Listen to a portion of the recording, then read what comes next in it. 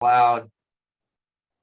Perfect. Okay, because I can't. Oh man, thank you so much for catching me on that. For some reason, my Facebook streaming isn't working. I've been working off the last 20 minutes. So as we wait for everyone else, there's only 76 people joined up. We'll have well over 100 in a few minutes.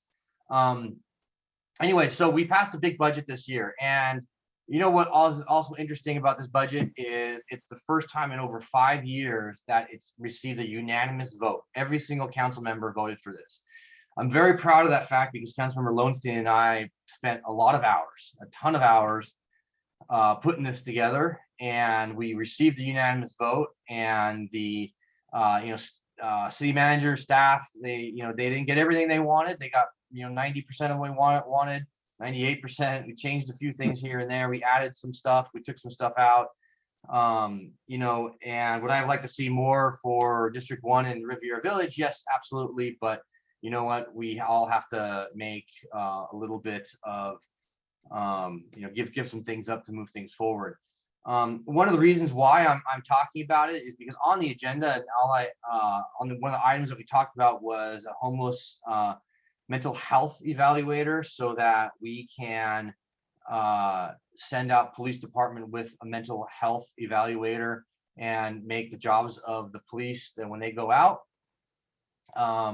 to make their jobs easier and understand what they're dealing with for homeless people. And right now, as we'll see today from the presentation today, homelessness is a broad scope, is a really broad brush, I should say, and it encompasses a lot of different things.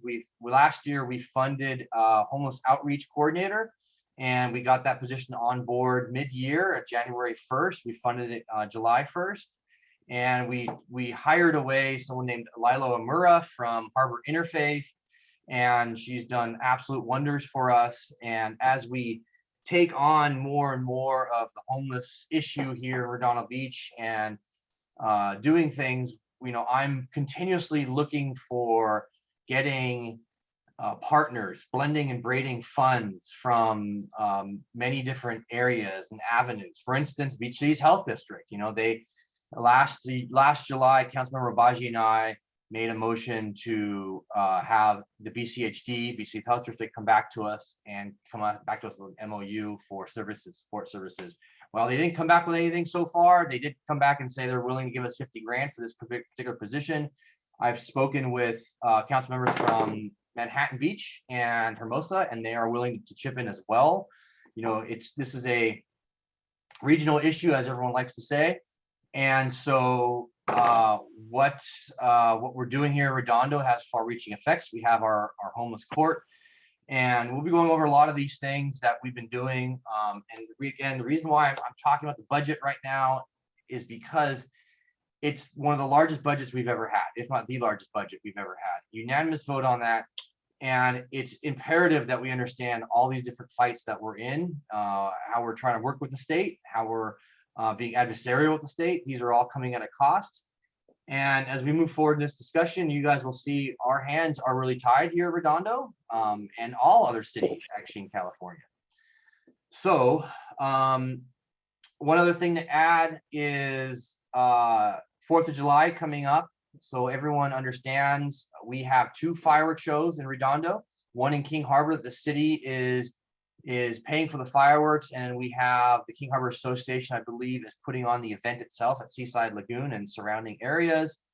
And so that's really exciting. We're creating a partnership there, but again, blending and braiding of funds, making some of our 501c3s working for us. And we have another fireworks show off of Avenue I, Keep the Esplanade Beautiful, great nonprofit 501c3, keeping the Esplanade beautiful, picking up trash, keeping the place in order. Jeff Ginsburg is now the president of that organization, and he is throwing a 4th of July fireworks event down there on Avenue I. He'll be having some band and music, so I really highly suggest everyone goes down there and signs up, or not signs up, or goes down there and have a beer, hang out, watch the fireworks. It's costing him a bundle of money, and it will be some impact on the community. But just so you guys know, at 9 o'clock, and I believe around 9:30 is the second show. 9:30 for Avenue I, 9 o'clock in the harbor. So for those of you just joining now, I can't get the Facebook connection working. For some reason, it hasn't been working for me, but it is being recorded. I will be putting this on YouTube and putting this, therefore, onto Facebook. So any of you guys do me a favor and post a link on a couple of the Redondo Beach pages for me. The events, I believe on the event link for my council member page, for Facebook page, it's on there. If you need help, just throw it in the chat. If you can do me a favor and throw that on there for me, that'd be great. Be a big help. All right, so with that said, let me start off real quick with a let me share my screen here. Actually, hold on, let me turn the slideshow, start. Okay.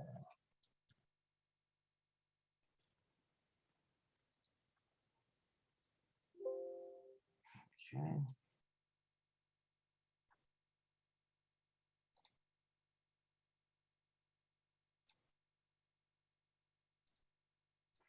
All right. Project Homekey, as just so everyone understands what Project Homekey is. Project Homekey is a state program.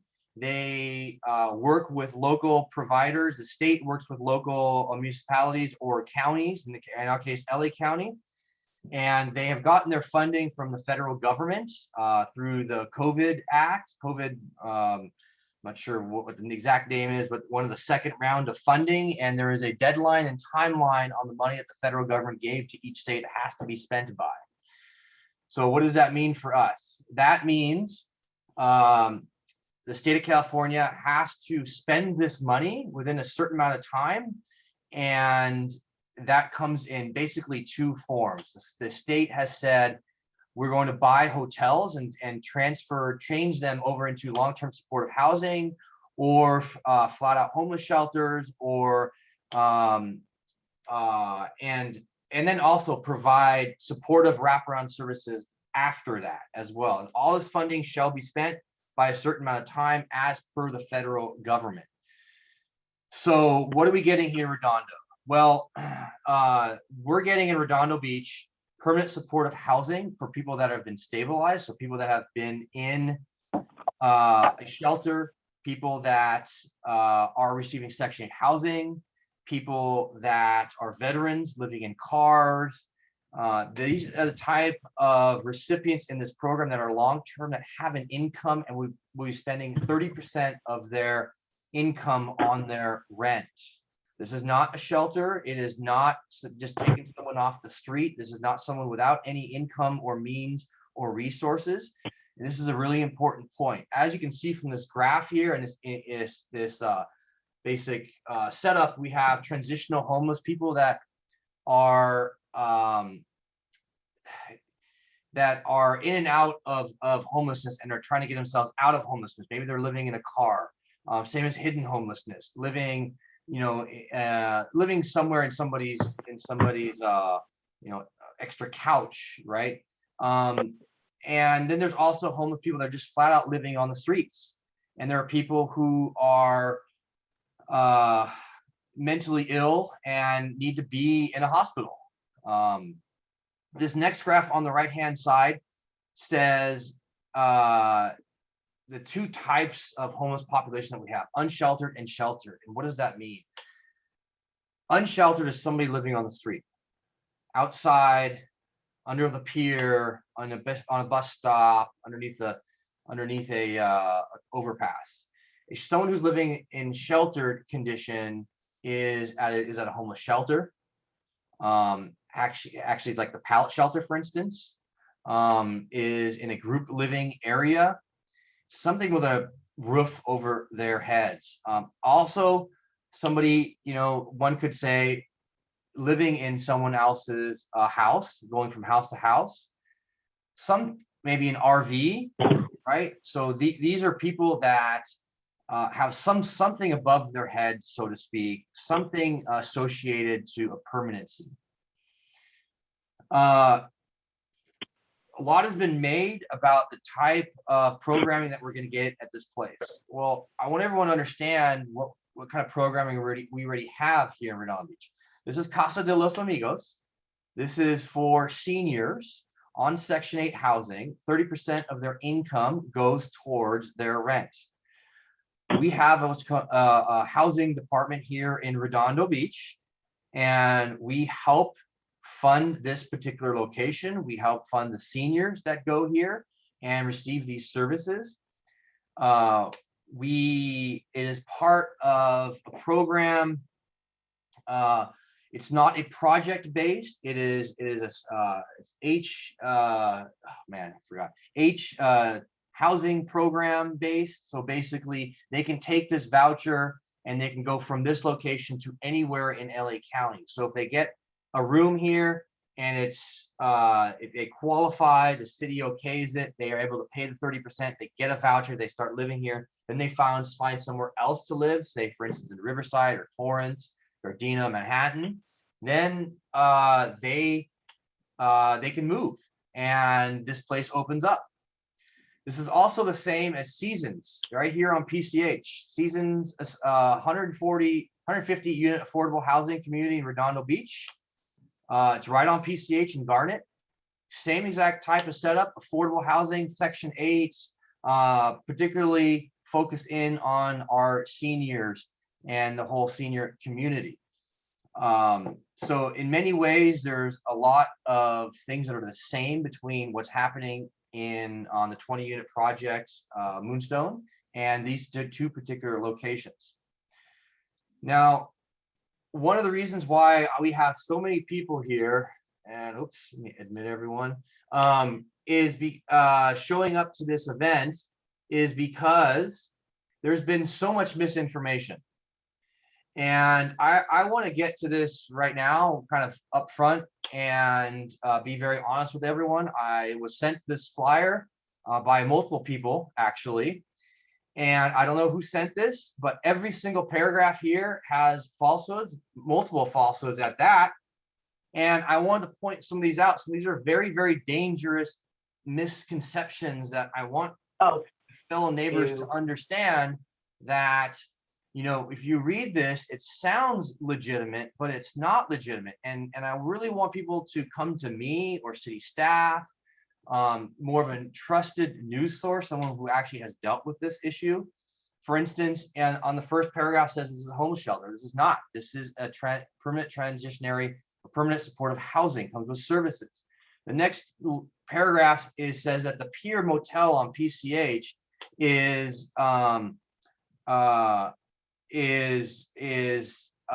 going to be on there, or is going to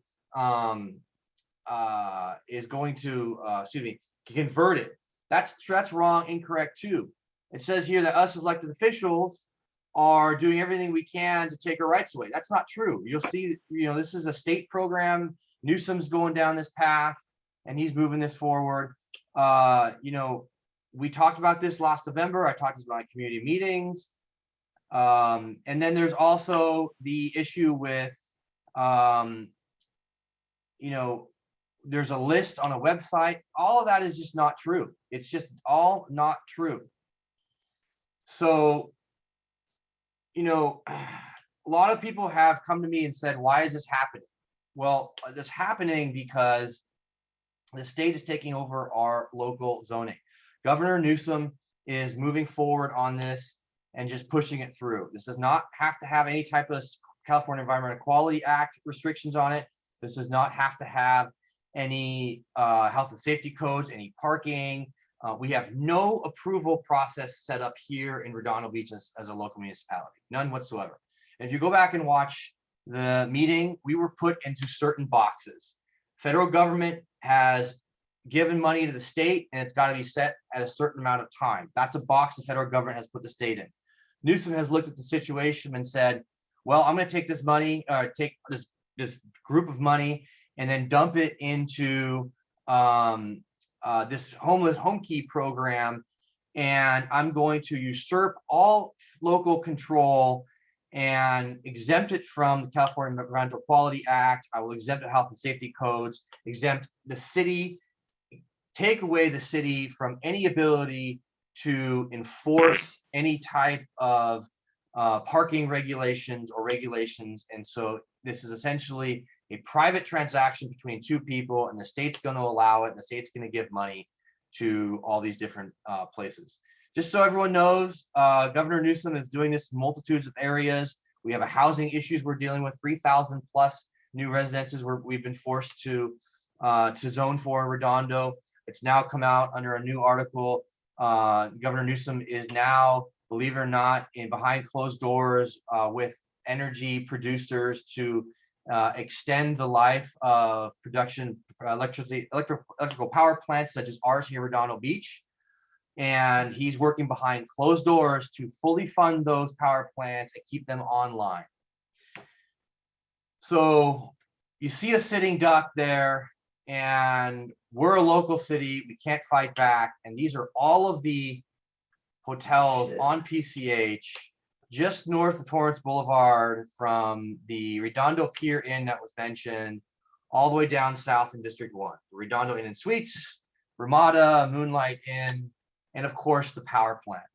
And I want everyone to know that no application has been filed by anyone right now to do another Homekey site. No one has, none of these hotels, as far as I know, are for sale. The power plant site was recently sold, who is now actually suing the city of Redondo Beach. There's a lot of people who have said that we should be doing more to fight the state. You know, we'll see here in a second why the state is doing what they're doing, why Governor Newsom is doing what he's doing, is because he has full control, and he's got the state legislature, particularly the Bay Area, behind him on doing all these things. They see our power plant, they see the hotels, and they see that they can just do what they want to do. Residential R1 zoning, you guys, if you live in an R1 house in your neighborhood, guess what? Your neighbor can now be 4 neighbors, could be 10 neighbors. SB 9 allows that R1 house to be broken up into 2 lots and 4 units to be built there. This is something the top 3 finishers of the last primary election a few weeks ago. I threw this in here for a very specific reason. Michael Schellenberger placed 3rd, 4.1% of the vote. He has a book called San Francisco. I highly, highly suggest everyone reads this. I watched him speak. I read the book. It is a fascinating book on homelessness. It is a fascinating book on why homelessness is so bad in the state of California. It hasn't gotten any better. It's only gotten worse. And it's gotten better in other states. And if you think this is just a Newsom issue, you know, it's a state legislature issue. And we have reps from the state legislature here today to talk about what it's like being in state legislature. And I've got a lot of comments from people. Why don't we just be Manhattan Beach and just say no and fight? Well, guess what? There's a development in Manhattan Beach, 72 units, I believe, if any know, on the corner of Rosecrans and Manhattan Highland, right where that parking garage is at, 72 units. And it was approved. The project itself was approved at the administrative level at city staff, at the city hall. There were 4 appeals filed. All 4 appeals went to the planning commission. I'll just read this quote here. I don't think staff is happy. I don't think the city attorney is happy. I don't think the planning commission is happy, said Commissioner Jim. And on the bottom it says, so I think it's safe to say we're all sitting here in a very frustrated position. They can't do anything other than to approve this particular location and this project. They have no say. In fact, if they were to say no, they could sue and they can get it. It would be even worse for them. So I just want to end off my last slide here, just so everyone sees there is hope. There is a way around this. Mayor Brand has started an initiative, a statewide initiative called Our Neighborhood Voices. It's a statewide initiative they need to get on the ballot, get signatures for. It takes all local control with regards to zoning. So Project Homekey, R1 housing, single family homes, RENA numbers with a 3,000 net new housing units. In every city, it returns that control back to a local level. They started working on this last summer, a year ago. I was a part of that. They started getting signatures, but because of COVID and everything that happened over the winter, they weren't able to complete that drive. So they came back and said, you know what, let's raise some more money. They've raised $500,000. They need $10 million. I'm glad everyone here is joining and is a part of this. And I really suggest everyone shows up and goes to this website, donates, puts themselves on the email list, and gets going for a fight. Because if you think that this is the last fight we're going to have in Redondo Beach, I'll just tell you right now that this is just the beginning. There are certain state legislators like Senator Wiener up in the Bay Area and Governor Newsom, who is going to force more and more and more of this moving forward. So, that's kind of where I want to end off for you guys, where we sit as a city. This came to us last November 9th. You can watch the video.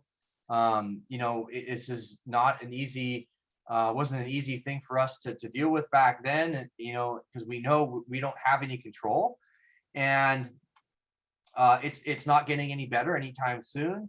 And so all we can do here is work with our with Century, and hopefully we can get our residents in here, because we have a housing department, and move forward with a program and programming that benefits our community, because we are in a region called SPA 8, which is a industry term for a large swath of LA County, where any people that have Section 8 housing, Century could pull from, and LA County themselves could just dump into this particular facility. And what we want to do is have this facility for the best for our residents and our community. So with that said, if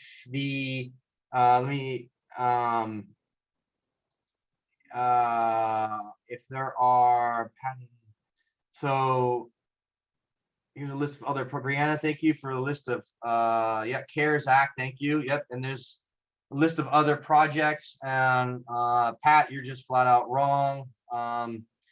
John, so room to negotiate for local residents be given. Yes, there is. So we're going to get to that now. So I'm going to give a minute to Ben Allen's office, Senator Ben Allen, and Assemblyman Al Marsucci's office. If you guys want to say hello, just say hello for a second. If you want to say anything else, you're more than welcome to. And after we do that, we can get going with the other part. So Sam, I see you're there. Do you want to say anything?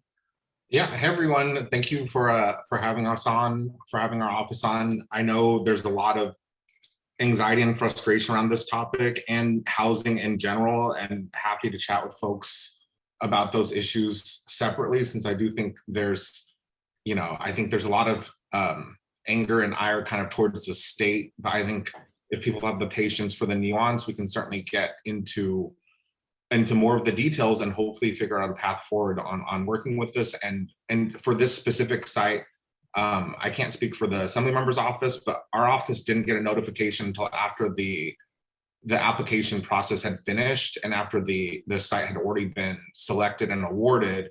Then we got the notice alongside with the other, I think, 26 locations in our district. And so we didn't have advance notice about this. It wasn't, I'm just telling you guys the facts of how things went on. And I actually found out when, we read about it in the Daily Breeze too. And so then Councilmember invited us to be on tonight, but happy to be part of this conversation. And I grew up in the South Bay. I grew up in West Torrance. My parents live in Manhattan Beach. My uncle lives in South Redondo. And so I'm not a Sacramento person who doesn't understand the values of the South Bay. So. Thank you, Sam. What did you say? You said there were 26 other sites in Senator Allen's district, and where does Senator Allen? I believe so. I not all Project Homekey sites. I think there's, I need to review the list, but I think there's a lot of potential locations coming online all over the district and all over LA County. Perfect. Okay, thanks for that. Becky, I think Becky Cheng, I think you are here, please. Yes, I am. Perfect. Yes, hi everybody. Becky Cheng here with Assemblymember Al Marsucci. Like Sam said, the office did not get any prior advance notification about the location, and also this is really managed by LA County as well for them to sort of pick the site. But anyway, Sam and I are here to listen to your concerns and pass along the message, all your questions and problems and issues, and to our members, respective members. So we're here to listen. So thank you so very much. Awesome, thank you. So without further ado, I'd like to introduce Century Housing. These are the folks that are going to run the site in Redondo here. They have many other sites. Brian is the one in charge of kind of well, I shouldn't say he's in charge of anything. I don't know exactly what his title is, but I'll let you kind of introduce yourself with Century and kind of give you guys the floor to start giving a presentation and answer any questions.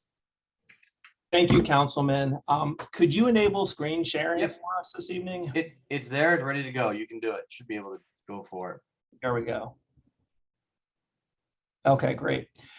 Good evening, everyone. My name is Brian DeAndrea. For those of you that I've not had a chance to meet, I met some of you at the Alta Vista community meeting back on June 11th.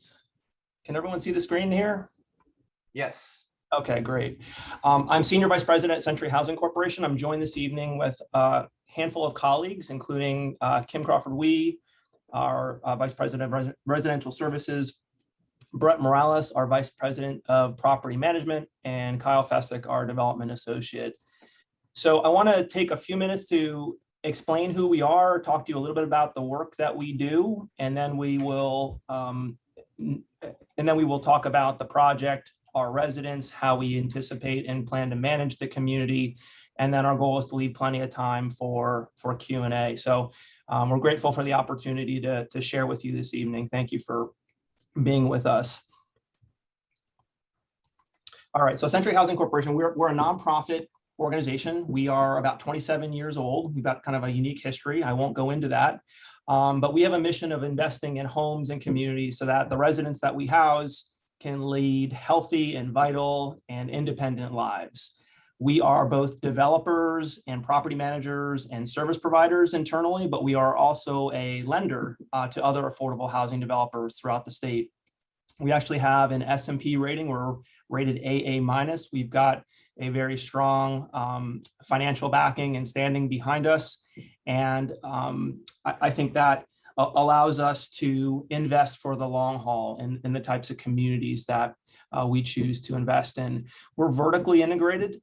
We have a specialty in owning and managing and serving supportive housing in particular. And all three facets of that business, our services, our property management, and our development team are represented here tonight. Our portfolio of housing actually consists of more than 2,100 homes right now, including more than 1,000 homes that are what we would call supportive housing, just like the Moonstone. We've got a very significant pipeline of a couple thousand more homes, and I'll talk a little bit about what some of those look like. But we very much aspire to be good neighbors. We want to be long-term stakeholders in the communities where we operate, including the community of Redondo Beach. I'd like to briefly introduce you to a few of our communities, one of which is a very special 27-acre community in Long Beach. Some of you that were at the Alta Vista site or community meeting heard me talk about this site. This property was deeded to us actually this fall to be 25 years from the Department of Defense. It was an old Navy housing site. It was conveyed to us for the benefit of the homeless, and today we're home to more than 1,500 residents. When you drive into our community, spend time there, it very much feels like a neighborhood. It's lots of trees, lots of landscaping, open areas. We've got a very diverse population. We have more than 700 veterans that live at the villages, a couple hundred families and children. We have a very strong partnership with the city of Long Beach, which is one of the critical ingredients for success that's enabled us to achieve the types of outcomes in terms of health and wellness and recovery that many of our residents have experienced over the years. We have a continuum of housing that runs from shelter to transitional housing and supportive housing being what we're creating at the Moonstone. And we have more than 30 different supportive service agencies, both public and private, that partner with us to deliver services to our residents, including Harbor Interfaith Services, which is a very important partnership since they are involved in the city of Redondo Beach with the pallet shelter. And this village's community has very much become a nationwide model. Anchor Place is the fifth phase of development at the villages. It includes 120 homes, including 75 set aside for veterans experiencing homelessness. It's won numerous awards, including a HUD AIA Secretary Award. It's a LEED Platinum development. This will give you a sense of some of our interiors. Cabrillo Gateway was our 4th phase of development, completed about 6 years ago. It includes 81 supportive homes for families experiencing homelessness. We have a ground floor health clinic within the community, which is a really nice amenity. This is one of our community rooms that has a demonstration kitchen and gathering areas for our residents. And the Beacon, this is located a stone's throw from the Villages. It is at the busiest intersection in the city of Long Beach. It's metro adjacent. It's at Long Beach and Anaheim. The Beacon includes 160 homes for both seniors and veterans experiencing homelessness. It was completed a few years back and is a LEED Gold designated development. This is an example of one of our unit interiors. Several years back, we were selected with 2 partners to serve as the master developer of the West LA VA. This is a 388-acre campus, VA campus located right between Brentwood and Westwood. We have worked on a plan that's now been blessed by the VA secretary that will contemplate close to 1,700 homes when all is said and done. We've raised more than $500 million to date. Our team is completing the first development this fall, and we're breaking ground on the next handful of developments by year's end. This development is actually in Senator Allen's district, and he's been a great supporter of our work up at West LA. And just over the peninsula, the Palos Verdes Peninsula, we're also part of a large partnership to transform a 21-acre public housing site called Rancho San Pedro into a beautiful mixed income, mixed use community that is in the heart of San Pedro, right on the waterfront. This is also adjacent to Assemblymember Mirasucci's future anticipated district in San Pedro. I'm not going to show this video tonight, but we're going to link this onto the Moonstone page on our website, and we'll give you the link to that later. But this gives you a little bit of a flavor of the type of communities we operate and some of the residents that we serve, including the many stakeholders that make it possible. And with that, I will turn things over to Kyle to talk a little bit about Homekey and walk you through the project itself.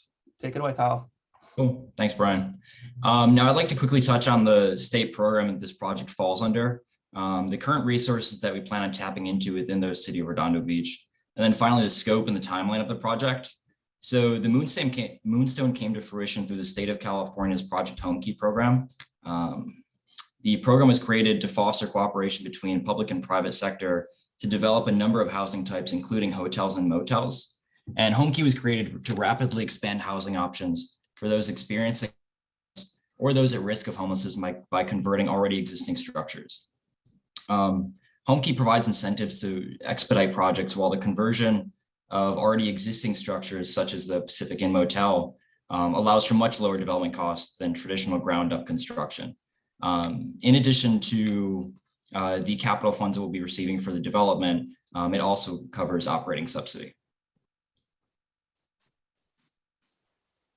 So as being from Century Housing, we plan on bringing a number of our organizations together to get this done. The first being Century Affordable Development. They're going to act as the developer for the project. Century Villages Property Management will be managing the property. They also manage the property in Long Beach that you guys just saw. Century Oasis Residential Services will be providing services to the residents. And then finally, Harbor Interfaith Services will be acting as the CES coordinator. And just for context, the CES coordinator is responsible for matching individuals to housing resources and services. So when it comes to homelessness resources in Redondo Beach, the city has the following assets that we plan to tap into to make this project successful. The first being the pallet shelter. We actually just visited this location. The pallet shelter is made up of 15 aluminum cabins and was opened in December of 2021. You guys also have the homeless court, which helps those with nonviolent misdemeanors connect with court-assigned programs to help with their unique needs. The city also has a robust homeless coordination system. The South Bay Council of Governments is also able to help with us. And finally, we have an expansive list of faith-based resources, and then finally, the Moonstone. So as all you know, the property's always been a motel since it was originally constructed back in the 60s. And prior to the acquisition of the site, it was known as the Pacific Inn Motel. The site's currently made up of about 20 units in the hotel building and then a 2-unit manager's building. So just to cover the scope real quick, to convert the project, we'll be renovating all of the motel units and managers units. For the manager's unit, we'll be removing one of the bedrooms since it is a 2-bedroom unit and adding 2 different offices, one for the property manager and one for the case manager. We'll also be adding kitchenettes to all of the units, all 20 of the units. The property will also be brought up to speed on any ADA requirements. We'll also be adding an access control gate and then painting and modernizing the exterior of the building to fit in. And then finally, we'll be improving the streetscape to include more attractive landscaping along PCH. And then finally, when it comes to timeline, as Niles initially mentioned, this program is meant to run pretty quickly. So we signed our state funding agreement in late April, and then only about 2 weeks later, we signed the county funding agreement. And then most recently, we closed on the property on June 8th. And in regards to the conversion, we plan on beginning construction in August and completing the project in November. This would allow us to fully occupy the property by the end of the year. So with all that being said, I'll turn it over to, I think it's Brett, and he'll talk about the management of the Moonstone. Thank you, Kyle. Before I begin, I just want to share with everyone just real quickly my connection to Redondo Beach. Although I've never been a Redondo Beach resident, I spend a great deal of time there, not only going to your events, but as a professional scuba diver and recreational diver, I've done hundreds of dives in Veterans Park. I've taught scuba courses. I've performed underwater beach cleanups. I've done underwater research projects for the Aquarium of the Pacific, and I just dive there all the time. So I'm there all the time. And I just wanted to let you guys know, I'm also an elk member of the Redondo Beach Elks Club. So I say all that just to kind of give you a little bit of background, and that I show you that I actually truly do love that city and would never want to be a part of anything that would cause it harm. So with that said, just thank you all for joining us today and showing that you care too. One of the most important aspects of any development is the safety. It's everybody's concern. Although, you know, no one can guarantee anybody's safety, we do put, you know, several measures in place to assist in creating kind of a safe community, and not only just for our residents, but for the greater community surrounding it. We use a lot of different tools. As a management company, we do some pre-screening of the prospective residents that are coming in, and we have some set of non-starters for housing. Those kinds of things are, you know, like criminal convictions for arson, sex offenders, terrorism, drug-related criminal activity such as manufacturing, distributing of, you know, illegal substances, violent criminal offenses, and gang-related activity. So that's part of the pre-screening of the tenants before they become housed. But even after they've become housed, we work really closely with our resident services team. We use our 4-step housing and retention plan, which I think Kim will talk about in a little bit after me. We put other things in like cameras. In fact, we're talking of putting in professional camera monitoring system that has call down technology to, you know, ward off those folks that are wanting to cause the residents or our community any harm. We'll have, of course, a on-site property manager there to enforce our lease provisions, as well as, you know, enforcing our community rules, and basically just to help guide our residents to being good tenants. Of course, if there's some requirement for us at some point to coordinate with the local law enforcement, as all landlords do, we'll do that. There's a lot of different things that we do. We do crisis intervention. We have evacuation drills that we do with our residents to prepare them for natural disasters. We do that twice a year. And I think I saw somebody in the chat state that, oh, we're doing these large projects. You know, well, these large projects, a 20-unit project is much simpler to manage than a 120-unit project. So I just want to say that, you know, this property will be well supervised. It will be clean. We will make sure that we are adding to the beauty of the city and not taking away from it. So you have my word on that. I think that's about all that I have, but I just want to, I look forward to answering any questions that you might have about this presentation or about some of the maybe other concerns that you might have about the management of the property. Thank you. And I think it goes to Kim.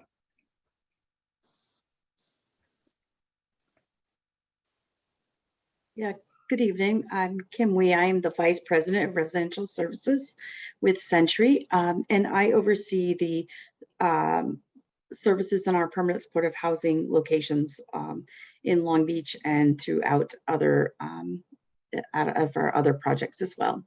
The residents that we serve are individuals who've experienced homelessness. Lots of reasons why somebody may go into homelessness, and for whatever reason, they end up in need of shelter, and usually that's our residents. We have a local Redondo Beach preference for this building. As with our buildings in Long Beach, we try to, the CES help match people that live in that community already and want to stay in that community because they have ties, they have their friends or family, maybe their doctor appointments, all those things, so they want to stay in that area. Our residents may have a disabling condition, and what that means is they may have a physical disability or mental disability, or a combination of both that we help with while they're in housing. And permanent supportive housing means permanent housing. Our residents sign a lease just like anybody else who is renting a home. But the supportive part's really important. And that's where my role is. So they do sign a lease, but they don't do anything without wraparound services. So they'll have a case manager working with them along with Brett and his team, right from lease up, making sure that they understand the rules of the lease, that they're able to pay their 30%, that they understand what it's like to be a good neighbor, that they understand where the local resources are for them. So we start right away from day one, making sure that we provide support to residents as they need it. Next slide, Brian. And actually, the list of what supportive services entails, especially for intensive case management services, is about 60 pages long. And so I condensed it to about 8 bullet points here. But the easiest way to explain it is that myself and my team, we're very highly trained case management team who have worked with residents in all levels of their career. And we are going to do everything we can to make sure that our residents live a dignified and healthy and happy life, that they're maintaining their health, that they're maintaining their mental health, and that they're able to stay housed. A lot of times when people are living on the street, things like health appointments or taking medications that they might need for diabetes slip because it's very difficult to do it when you're not living in one place. And so those are all the things from day one that our team works with residents on. We help them create case plans if they want to go back to work or get a job. We work with them on that. We help them pay their rent. We help them with legal issues or if they have anything of that nature. And like Brett said, from day one, they'll sign a lease and they understand the rules. But if something happens and they're not following the lease or we're finding that there's some issue, then we step in right away to make sure that they correct that behavior. And property and services work very closely to make sure that, that the residents are doing well. Next slide. Thanks. This is just a photo of one of our residents at Anchor Place. You saw that building. It's 120 units. It opened in 2017. And when they came in, this was our opening day. This is Hank and Kathy, and they spoke at our grand opening. And the reason why this photo stands out to most of us is because Hank said, I've been on the street for over a decade, and the only way I'm going to leave my home is in a body bag. There's a quote from Hank, and he meant it. And it was a success story in that When he came in, our case management team worked with him and Kathy. They stayed on the street so long because shelters weren't allowing them to live together as a couple. They had to split up. And so this was an opportunity for them to live together. We found that Hank had some serious health issues that went unmanaged. Actually, he had late stage cancer, but he was able to get treatment for that. We also helped him get 100% service connected because he's a veteran, and he was able to live out his final days at Anchor Place in a home, not worrying about what would happen to Kathy because she's still housed there as well. So that's just an example of a couple who is really, that is a picture of chronic homelessness. But if you were to sit down and talk to them, you wouldn't know the difference. They're just a nice couple that you would meet anywhere in the city.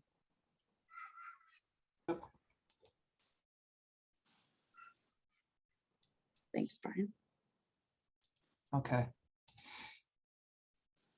All right, thank you, Kim. I'm just going to wrap things up here. I know there's been some concerns about cost. The total anticipated cost of the Moonstone or the Pacific Inn conversion is estimated at just over $400,000 a door.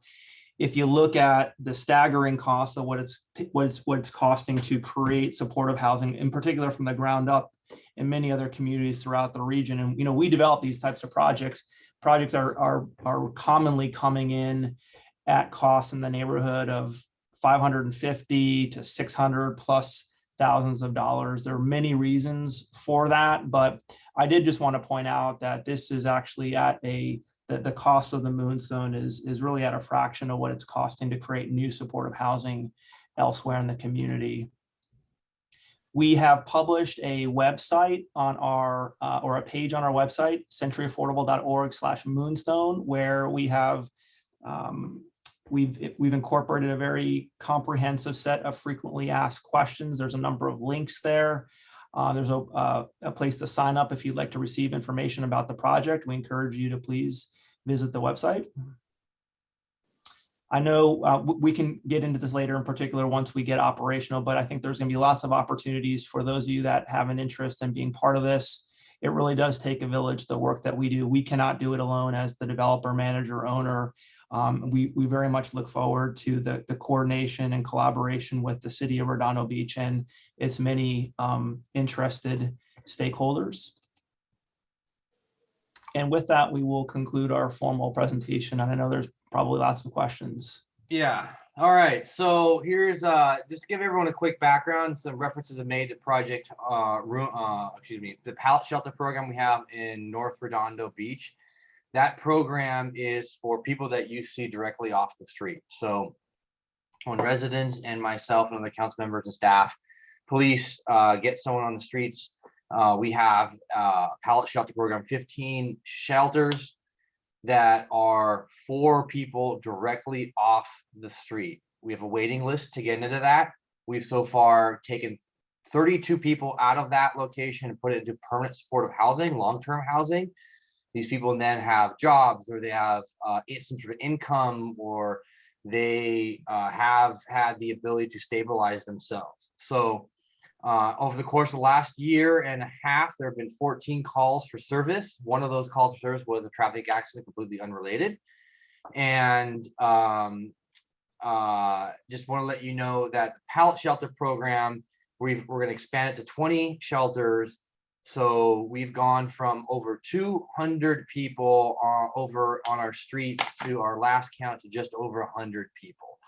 So we're doing things, and I want people to know that, the boxes that we're being put in are from state and federal boxes, local boxes. Residents, you guys don't want to see this problem, and you want to minimize the impact.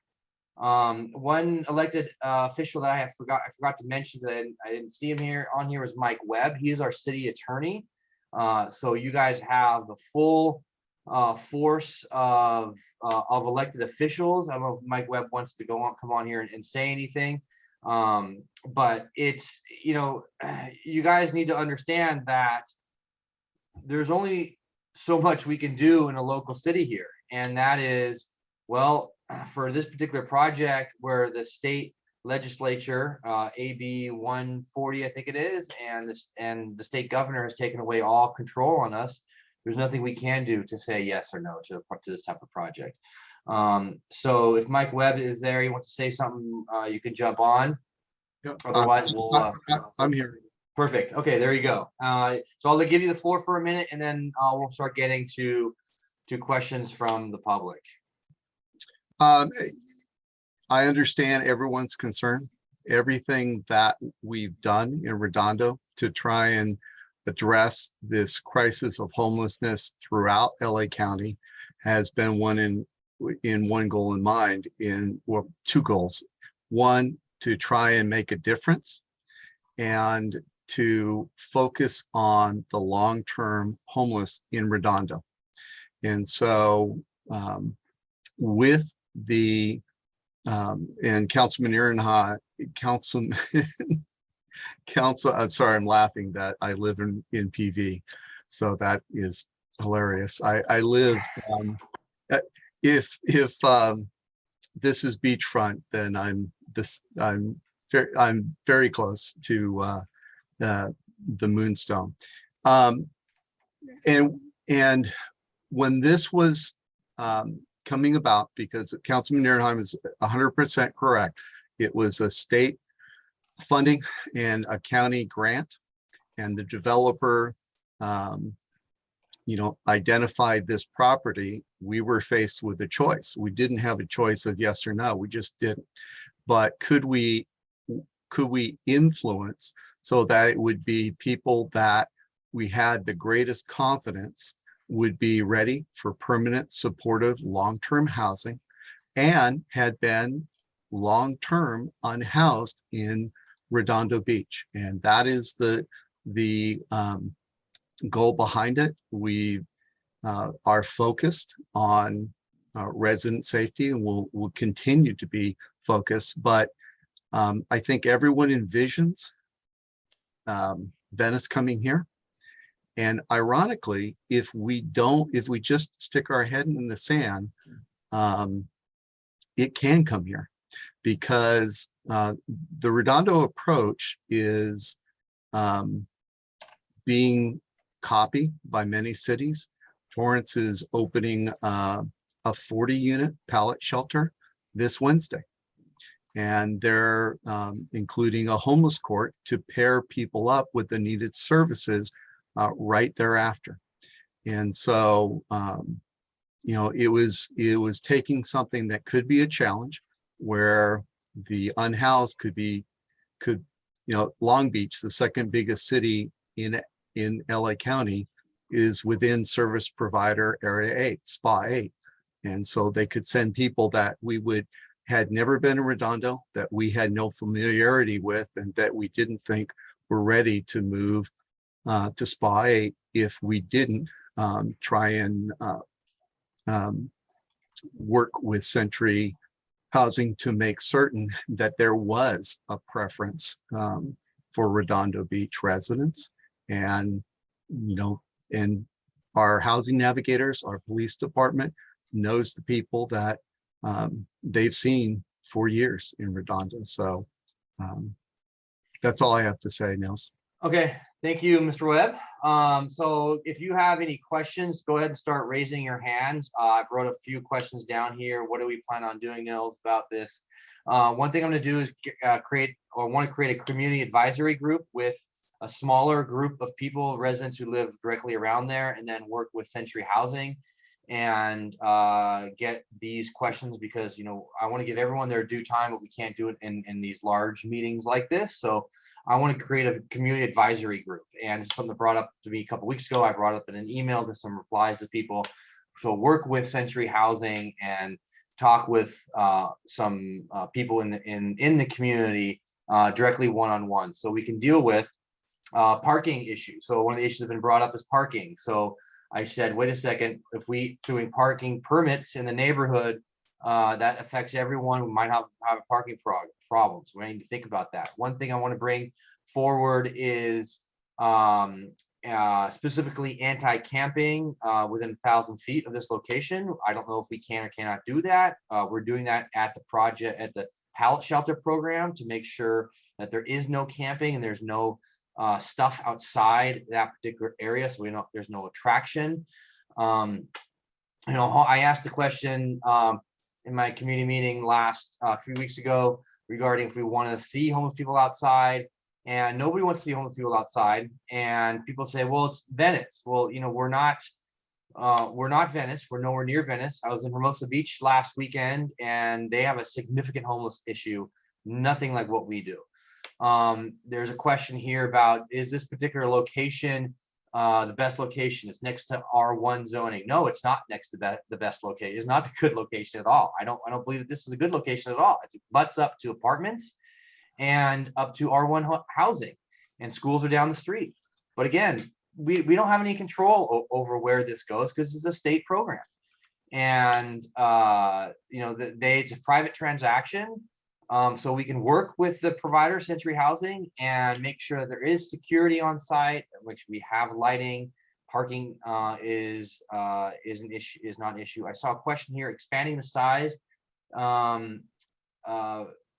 Someone from Century can answer the question. Can you expand the size of this particular location, go from 20 units to 40 units? And can you also answer the question of, can you go from if there's 20 units, how many people would you expect there? 40 people, 50 people, is it 20 people? What's the amount of people you expect to be able to house for long-term supportive care housing? Thank you, Nils. We anticipate a total population of approximately 20 residents. It's possible that a handful of units could have a second occupant, but I think our expectation is that these apartment homes will have one occupant each. No, we do not plan to expand the size or the footprint of this development. That would essentially require a new discretionary action, potentially a discretionary action by the city of Redondo Beach. We already have the funding in place to acquire, which we've already acquired, and operate this as a 20-unit apartment community, which is what we're planning to do. Perfect, thank you. Another question here. Somebody wants to be part of the community advisory group, go ahead and email me, nils.nehrenheim@redondo.org, and I'm gonna work with Century to make that happen. No, it is not possible to have 40 people living in this particular location. They could be one or two more, extra with what he said, and they have no plans to increase it. And if they were to increase the size of the location, it would get a new source of funding, and that's not anywhere near what's going to be happening. Mr. Solomon, and then Janice, and I'll get to some more of the online questions that we've had here. So Mr. Solomon, your hand was up first. Thank you. Brian, or a member of your team, how do you come to identify locations? What characteristics are you looking for? A 20-unit hotel seems to be a bit atypical from some of the other locations that you showed. For this particular location, did someone from the state or LA County identify it? Did the owner reach out to you? Did somebody in the city ask if you'd be interested? Can you go through a bit of that process, please? Sure. Thank you for the question, Eugene. We sourced this project, this opportunity internally through our own acquisition efforts. No one from the city contacted us. The broker didn't reach out to us. The state or the county didn't reach out to us. This was purely our initiative and identifying it. As you know, this property was listed for sale. And so we identified it. And as to why, I think this is a fair question. Why did we choose South Redondo? Why did we choose a 20-unit motel? Well, we looked at some of the resources that exist in the area. We also looked at the needs in the area. As I mentioned to some of you at the community meeting at Alta Vista Park, I too live in the South Bay. I live just up Aviation Boulevard in the city of Hawthorne. And homelessness looks different here than it looks in other parts of Los Angeles. We were aware of the pallet shelter that was sized at approximately 15 pallets. We know that it's expanding to 20 pallets. That's new information to us, but a 20-unit Homekey site felt like an appropriate size for this community. Trying to pursue 100 or 150 unit Homekey site in a community like Redondo Beach might have felt a little bit outsized. So I think the scale of the community, the scale of the existing resources between the homeless court, the pallet shelter, and the Moonstone felt appropriate to us. Okay, Janice, you are next, and then we'll go to Laura. Great, thank you. So I'm sure that you've collected the crime statistics both before and after these buildings have gone in and these have gone in. What is the delta in the crime statistics?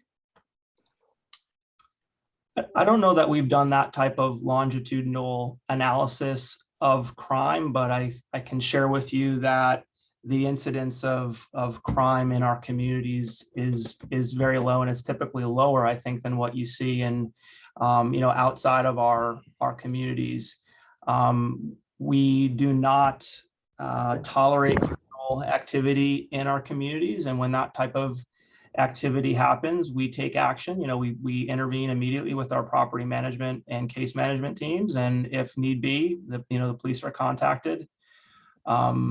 I think, the city of Redondo Beach will have an ability to evaluate crime statistics. And if you are interested in doing that type of study, I think you'll have the ability to do that. But we anticipate to operate a very well-managed, successful asset. Our name is on this. We want this to be successful. And we know all eyes are on us. Okay.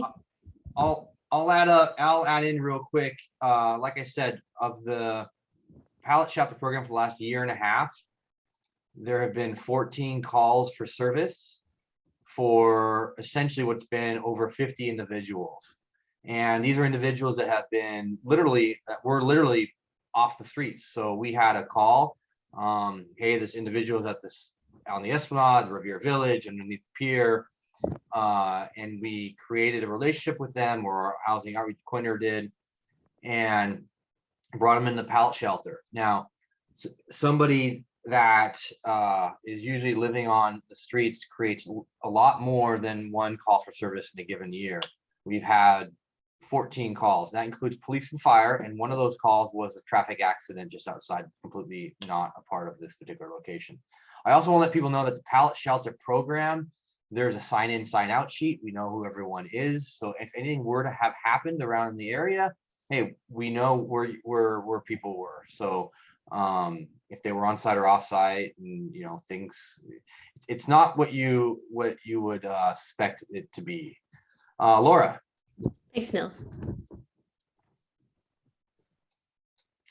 Hi. I just wanted to say that I'm, well, first of all, I live in Redondo Beach. I've been born and raised here. And I wanted to thank everyone for all the work that they're doing for this cause. It's been really exciting to see the homeless court and this new housing popping up. Yeah, so I just wanted to say that there are people in this city who are really excited about the work that you're doing. And clearly a lot of thought has gone into this. And I was wondering, what can the local community do to help this project move forward, support the people who are getting this housing, and yeah, just to help people, to help our neighbors get back on their feet, get into permanent housing. What can we do to support? All right, so the first thing is Leadership Redondo is having a project right now for the pallet shelter program in Redondo, in North Redondo. We're having a beautification project to help spice things up a little there and make it, have people have a little more pride in that particular location. There's a variety of other services, like Mike Webb, you can probably answer some of the housing or homeless outreach services that we have here in Redondo Beach, maybe Harbor Interfaith. Yeah, it'd be Harbor Interfaith, sitting at Path. I think that I would leave it to Brian as to what services could be offered here. But for example, the pallet shelter, we've had members of the community early on be very generous. We had someone who refurbishes laptops, and during the pandemic, they gave them 5 laptops, and they were able to participate in remote job fairs. And some of them got jobs out of that. So I don't know if there's any unmet need that Brian sees, but certainly I can put you in touch with Harbor Interfaith as to additional services that could help them.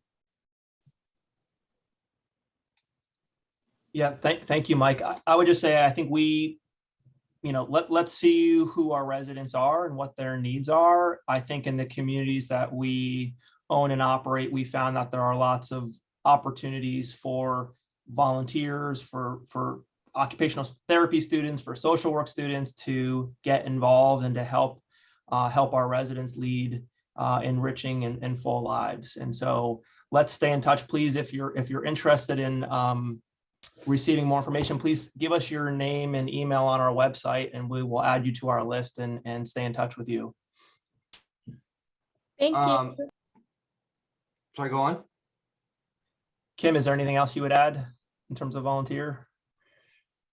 No, I think you covered it, but I would say that there's all kinds of volunteer opportunities that we would love to have you be part of. So once the site is up and running, we'll have staff on site, and we will have one case manager that would surely love additional help, I'm sure. Okay, so let me just take a couple of the written questions that I had in here from you guys wrote down in the comments.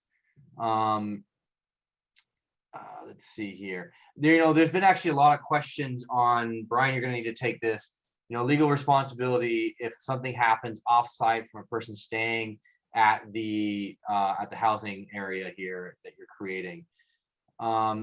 If someone creates a crime or does harm to someone else, who is responsible for that? Meaning, one of the questions I've gotten, are you guys responsible for that? Is the city of Redondo Beach responsible for that? Nils, in the very unfortunate incident or occurrence of a crime being committed outside of our property, I'd say that our relationship with our resident is a tenant-landlord relationship. We also have a case management relationship, but our residents, like all residents, whether you're living in a home next door or an apartment building across the street, our residents need to embrace personal responsibility for their actions, both inside and outside the property. And so to the extent a crime is committed, the police and the criminal justice system are involved. To the extent it's a serious crime, that can become grounds for eviction from the property. But this is a tenant-landlord relationship we're entering into with our residents. This is not a facility. It's not a structured program. This is an apartment community that happens to have some specialized services to help our residents lead full and productive lives. There was a question about if we can veto it, if you can quote veto unquote it. I'm not sure who was addressed to, but the city council did not approve this project. We'd have no say in this particular project. Our box that we were put in was approve or not support the project, oppose the project, or be apathetic. The application that went in 3 days after, 2.5 days, 3 days after that we talked about it.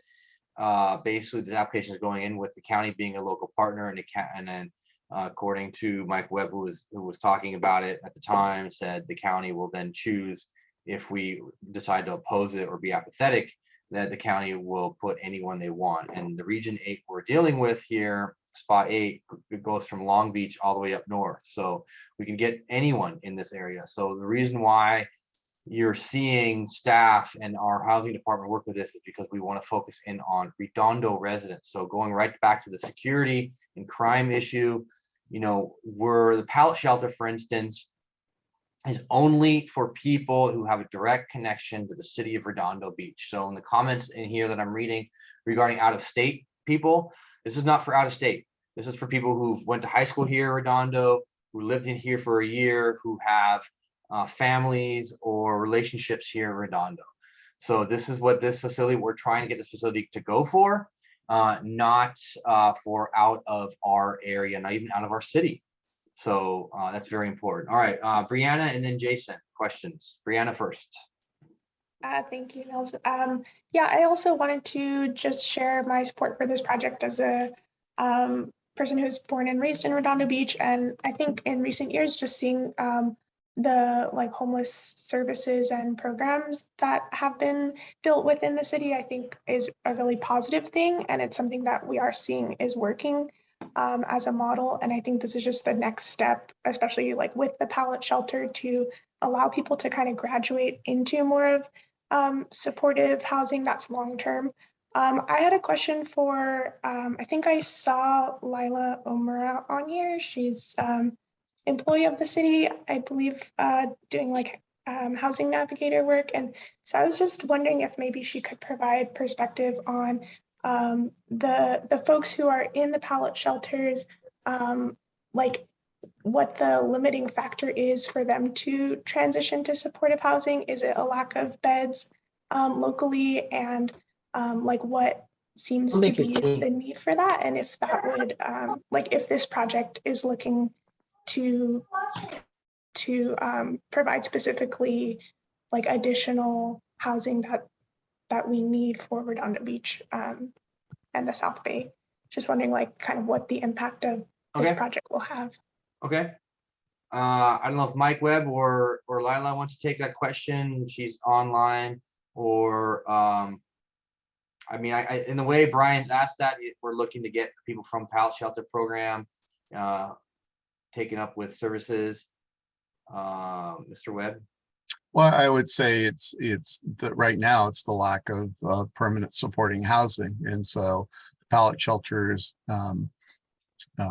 have slowed down, and the time has increased in terms of getting them into permanent supportive housing. And she tries many, and all our housing navigators try to find appropriate ones. If someone is suffering from chronic mental illness, permanent supportive housing is not the place for them. You need a mental health full service provider or a homeless full service provider. So that's not what we're talking about going into the unit. And that's why we wanted to have our long-term Redondo Beach homeless, which we know from a long-term that they're long-term, because we've had contacts with them through our housing navigators for years. There may have been another part to your question, Brianna, that I didn't answer. Yeah, I think that answers the question. Yeah, thank you. Cool. Mr. Cervantes, you had a question? And after that, Brian Gearing.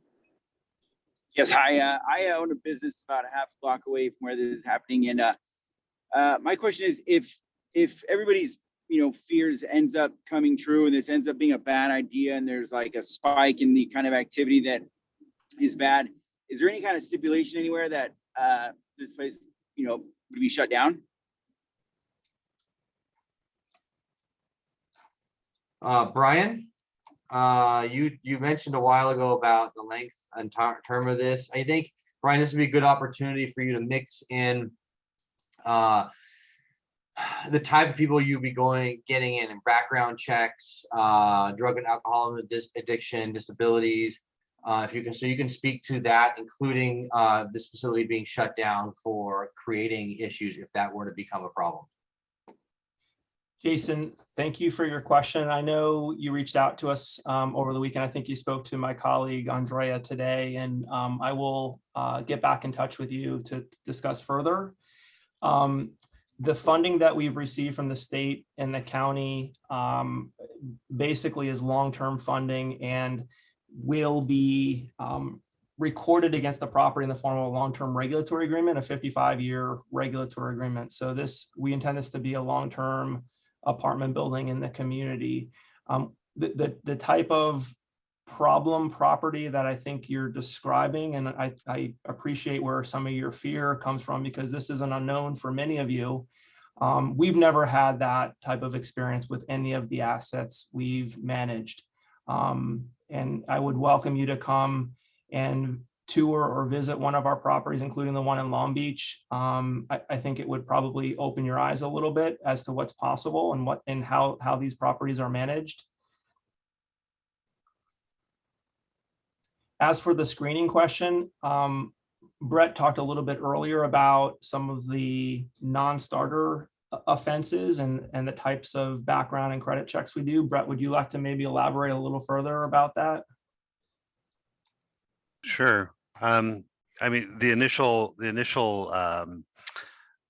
course of action is to do the background check as well as the credit check.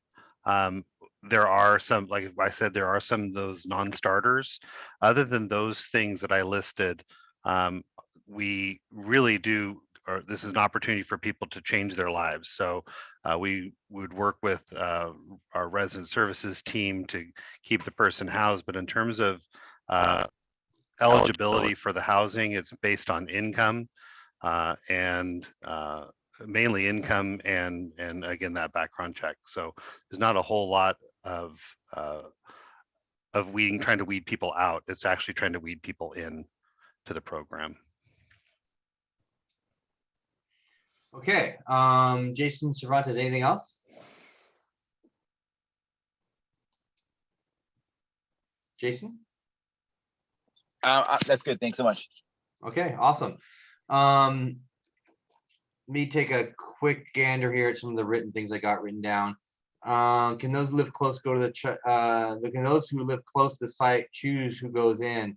No, I mean, this is the choosing of the people that go in is based upon by century, and we as a city are going to use our housing department to get Redondo residents in here with Section 8 vouchers. That's why I talked about the Casa de los Amigos and those senior living areas, is because we can get our residents a pallet shelter, get our residents, people that have direct connection with Redondo to there. There was some questions on notification, and the question is, actually, you need to stop the screen share. I didn't know you had the screen share still going. There was a question on, when was this first communicated to everyone? We talked about this in November 9th meeting. And I've talked about it multiple times, both online in my online meetings and offline meetings. To that point, I really need everyone to sign up to my newsletter, and it goes out monthly, every single month, with an agenda. We meet second Saturday of every month, and then we meet online as well. I'm the only council member that continued to do online and in-person meetings, and I continue to do them. I have 2 meetings a month. Sometimes I cancel one, but it's really important that people stay connected on my email list and give me their email. So last meeting, I made this plea multiple times. 200 people were there. I got 66 people signed up on my list. Of that, I got 55 people who actually gave me email addresses. Another 14 of them were already on my email list. So really want everyone to stay involved, and the way you do that is to sign up on my email list. Brian Gearing, and then Linda.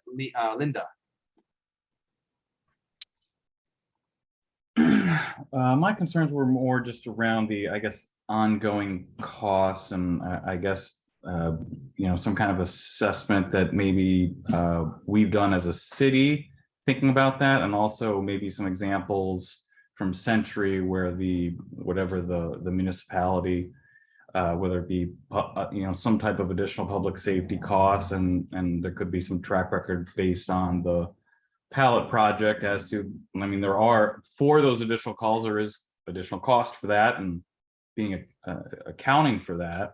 And should the city be responsible for that when the state is mandating this in a way?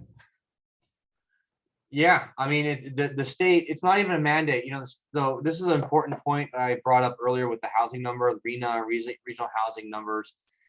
State, that's a mandate. We have to upzone. For everyone that wants to know what's going on here in Redondo, we just zoned for 3,000 plus net new housing units in Redondo Beach. Let me repeat that to you one more time.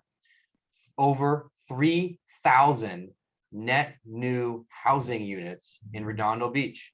It does not include the fact that every single R1 lot in the city of Redondo can now be multiplied into 4 units. That's a mandate. In fact, the R1 splitting is a mandate. That's just going to happen. Governor Newsom has gone a step further and said just flat out allowed for R1 to be stepped into 4, and now flat out said that these particular hotels or motels can be converted to long-term supportive care housing. I mean, that's why I showed our neighborhood voices. The only way we're going to get our voice back on a local side is for that to pass. We're all sitting ducks here from housing everywhere else along the way. Could we and somehow create, I don't know, I'm asking if there are additional costs that we would have to incur, and do we have the option of having some type of special tax assessment for these type projects in order to account for that? Special tax assessment, it would have to go to a vote of the people. Any new taxes or tax increases, I'm not sure how that would really work out. There are things we can do. For instance, I'm moving forward with a tree ordinance that saves heritage trees in setback zones, makes it more difficult to redevelop a house or an R1 lot into 4. If you have a heritage tree, we enacted very specific ordinances against SB 9, which is what allows the splitting up of an R1 house into 4 units. The state has gotten extremely crafty going around health and safety code, CEQA, and executive orders, executive actions. So the answer is it's really hard. There's a comment in here that council members have made, clearly the decisions of council members have been made before grease the wheels to allow this to happen. There's a reason I put the political numbers up there about the top 3 vote getters on the governor. He received what's 56 something percent of the vote, 57% of the vote. And you guys need to understand that voting matters and state initiatives matter, and that there's not much we can do. They're figuring out end runs around all of our communities. It's just that simple. And that's why I showed Manhattan Beach. They tried to say, no, they can't. Other cities sued the state, they lost. Other cities didn't complete their housing elements, and the judge took it over. In fact, I'll tell you right now, the guy that owns the AES property and the C-Lab bought the C-Lab for $9 million. $9 million he bought the C-Lab location for. Just so you guys know, he's suing the city of Redondo Beach for not finishing our housing element, because he wants to take over housing control. Wants a judge, give the control to a judge, have a judge demand where housing goes. And there's a recall happening in District 4. A bunch of cannabis dealers are trying to recall with the help of people here in this community, and they're they have a ballot initiative. They want to take over our local zoning for just cannabis. So it's happening all around us. We have to have our guard up. We got to work together as a team. And all I want to tell you guys, again, you got to stay active and stay in my newsletter, do the housing, the neighborhood voices. And it's really important that you support those types of measures. Mayor Brand's been working on that for a long time. Brian, I hope that answers your question. There's really not anything we can do for a lot of this stuff. Yeah, I mean, I guess the question is really, if there is additional public safety cost, is there a track record for that at other Century projects, and does Century have any responsibility in that cost? Brian, you want to talk about costing and how public safety costs and how it could increase or decrease this particular project? Yeah, Brian, that's a very good question. And actually, this is something that's been studied extensively by researchers. What is the true cost of supportive housing? What is the alternative cost of someone not being housed? And as it turns out, the intervention of permanent supportive housing is many times more cost effective than what the alternative costs are when someone is on the street, when they're picked up by fire or police, they've committed a crime, they've been sent to county jail, they've been admitted to an emergency room for a condition that could have been better addressed from a place of housing. And so the cost of what it will take to operate this supportive housing is many times more cost effective than the alternative of our future residents remaining on the streets, under the pier, under bridges or in their cars. And we will, on our website, I will provide some links to some of that research. It's a good question. It's a fair question. Thank you. There's a couple of questions on, people living in cars and motorhomes and living in the streets. You guys, well, I guess the only thing I'd say is if you don't want this to happen, I totally understand. But I will continue to say our hands are tied, but at the same time, I want you to tell me what tools you want to give me as your council rep to prevent people or stop people from living in the streets or the cars or everywhere else. And don't tell me you just want to take the cops and tell them to get off the street, because Martin versus Boise, federal law, it's another box that we're in. We can't just ask people to leave. We have to have a bed for them. One bed, one head. That's the way it works. And that's why we're buying more pallet shelters, so we can move people off the street into the pallet shelter and move them along. I can't tell you enough how important tools are in this, and we could be a lot worse for instance, we could be in Venice. So Linda, Holly, and then Deborah. So Linda, you're up next. Linda Nutulo, yes, you are now.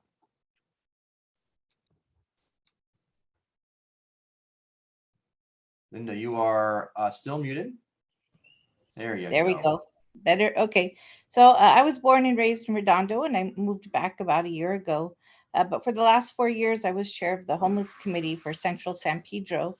And during that time, we opened a county shelter with 30 beds in it, and a bridge home, which was run by the city of LA with 100 beds in it.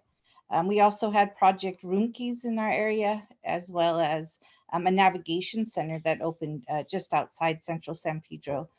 This was all done in the last 2.5 years. The navigation center is run by Volunteers of America. However, Harbor Interfaith ran both the county shelter and the city shelter, the bridge home, and they did a phenomenal job. They are doing a phenomenal job. And so Harbor Interfaith, again, is the SPA 8 coordinator. Sherry Weaver's the head, and she's really a hands-on person. We're really in our community lucky to have somebody like Lila O'Mara, who's really sets the gold standard when it comes to outreach work. And so, for those of you who are concerned about crime and things like that, I'm happy to talk to you about some of the concerns that residents had for the 2 shelters that opened in Pedro, which were in residential areas. And, when concerns were raised, how they were quickly addressed. I don't know anybody in either of those shelters who did not feel immensely appreciative to be there. And, when you have something that you see as an opportunity for a way up, you have a tendency to value it. And so I just want to remind community members that the people who are there will tend to be ones who are extraordinarily grateful for the opportunity to kind of get back on track.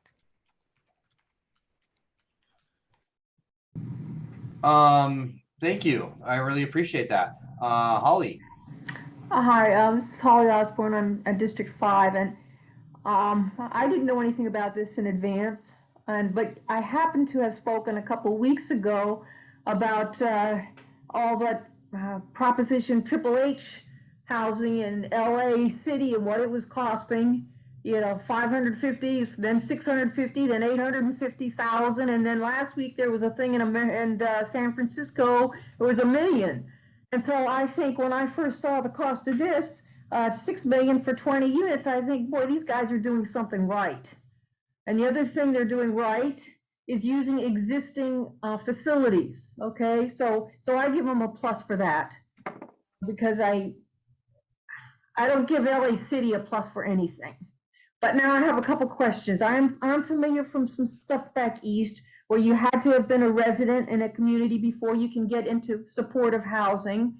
And so it seems like you've sort of got that covered. But if somebody is already living here, but they suddenly find themselves in very reduced circumstances, so that the income they would qualify by income, do they have to go on the street first, or can they go directly from wherever they are now to one of these places? That's just a question. And then the other question is, how much are you going to rent these for? So let me start off real quick, Holly. Thank you. Here's one of the answers to your questions you didn't ask, but you are interested in. A question was asked during my community meeting, in-person community meeting. It says, does this count towards our RHNA numbers? RHNA stands for Regional Housing Needs Allocation. It's a state mandate that we upzone our housing in the city of Redondo Beach. We were mandated to zone by 2,400 units roughly. And in order to get those 2,400 units within that scope is affordable and highly affordable, we had to upzone by over 3,000 net new units. Well, I'm happy to report that these 20 units will count towards our RHNA numbers. I have a significant amount of input from other cities and other jurisdictions that this type of project does count towards our RHNA numbers. So that's some great news, really, actually, and it's a part of our narrative that we're sending to HCD moving forward. What else on the housing side, Brian? Cost, renting wise, and other questions that she had. Yes, in terms of the rent, the residents will be responsible for paying rent, and that rent will be established as a percentage of their income. So approximately 30% of their income will be paid to the property in the form of rent. And the subsidy that we have right now from the county and the state will pick up the difference between the tenant portion of that rent and what the fair market rent for the type of apartment is that we're leasing. And so That was the question. What is the fair market rate for the apartment you're leasing? I understand about the 1/3 business. Okay, yeah, I don't have that information at my fingertips, but I would be happy to post that on our website. That's knowable. It's published by the LA County Housing Authority. And then as to your question about how a person that is maybe at risk of homelessness, how they might enter the CES system, how they're assessed, maybe I'll hand that over to Kim to talk a little bit about that. Yeah, for folks that are experiencing homelessness currently or at risk, they usually would go through the CES system, which is with Harbor Interfaith. And at that point, they can assess whether they need maybe they just need funds for move-in costs for rent, or whatever it is they need at that time. They'll do the assessment. If it is they meet the qualifications and they really would be right for permanent supportive housing, then they'll go in that direction. In this path, as we see it, there will be people that experience homelessness. Many will just go to the pallet shelter, and then we will work very closely with Harbor Interfaith Services for those folks that are living at the pallet shelter that are ready for permanent housing and want to move and stay in Redondo Beach. Then we'll work with them to identify the tenancy, but it's not the only way. So folks can get connected with Harbor Interfaith to get started. Okay. I have two people, Dan Sherman and John Ruiz, who haven't been able to get their hands up. So after we do Deborah Striff, we'll do John Ruiz and then Dan Sherman, because I see here in the chat that I'm going through 5 minutes ago that you guys haven't been able to get your hands up. So we'll do you guys next. So you guys are after Deborah.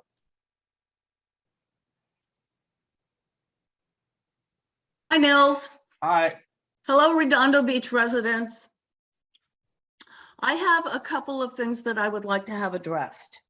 The first one is I would like to see a very comprehensive and very specific plan from the Redondo Beach Police Department on how they plan to take care of the area around Moonstone. I'm concerned about that because often people who come from reduced circumstances bring with them associates, family members, whatever, who hang out and could cause problems in our city. That's the first thing I would like to address.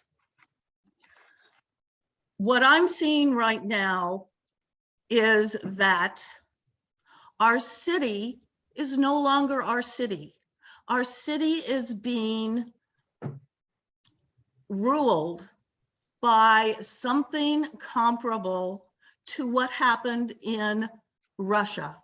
I say that, it may sound alarmist, but I have neighbors who came from Russia in the 70s. And about 2 years ago, she said to me, just wait until they come to you and they say, your house is too big for 2 people. You're going to have 4 families there. And unfortunately, that is what I see happening from the state.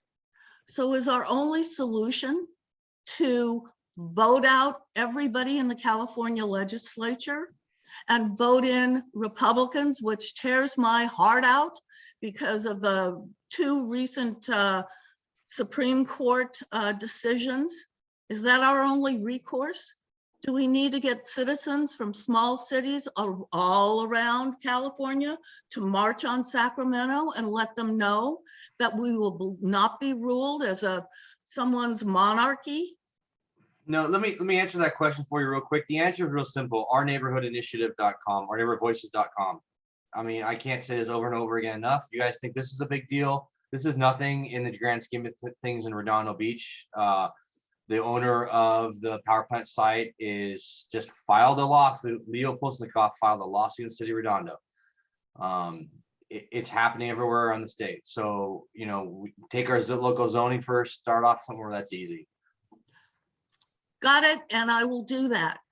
The other question I have, or the other statement I have, is where, once people get through this, what is it, about a year's time that they can live in the semi-permanent housing, where are they supposed to go then? How can they live in Redondo Beach?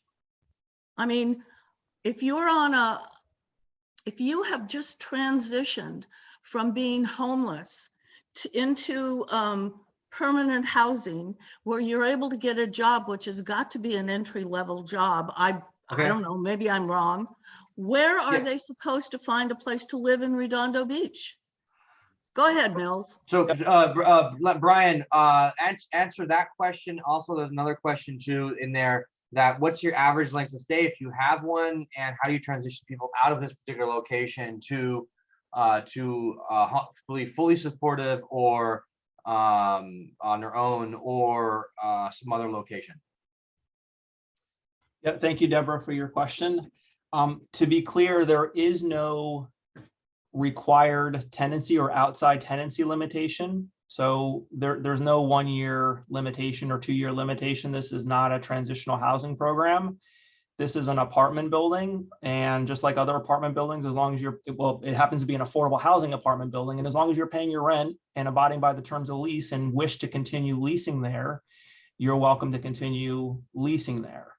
Our hope and our expectation is that after moving into the Moonstone and being there for a year or longer, that some of our residents will hope to move on, and that the type of rental subsidy that they have will allow them to port their assistance to another apartment that perhaps is a little bit bigger, perhaps has a little more amenities, perhaps is in a different location that might work for where they go to school or where they want to live or where their work is.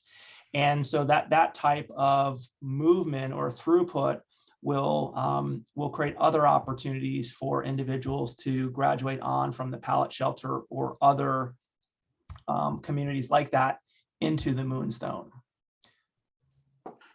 All right, thank you. Nils, given the box that you have said we're in, and I understand and see it and recognize it, I believe that this particular group seems to be fairly good, and I think that we can hold them accountable. But I still would like to see a very comprehensive plan from the Redondo Beach Police Department.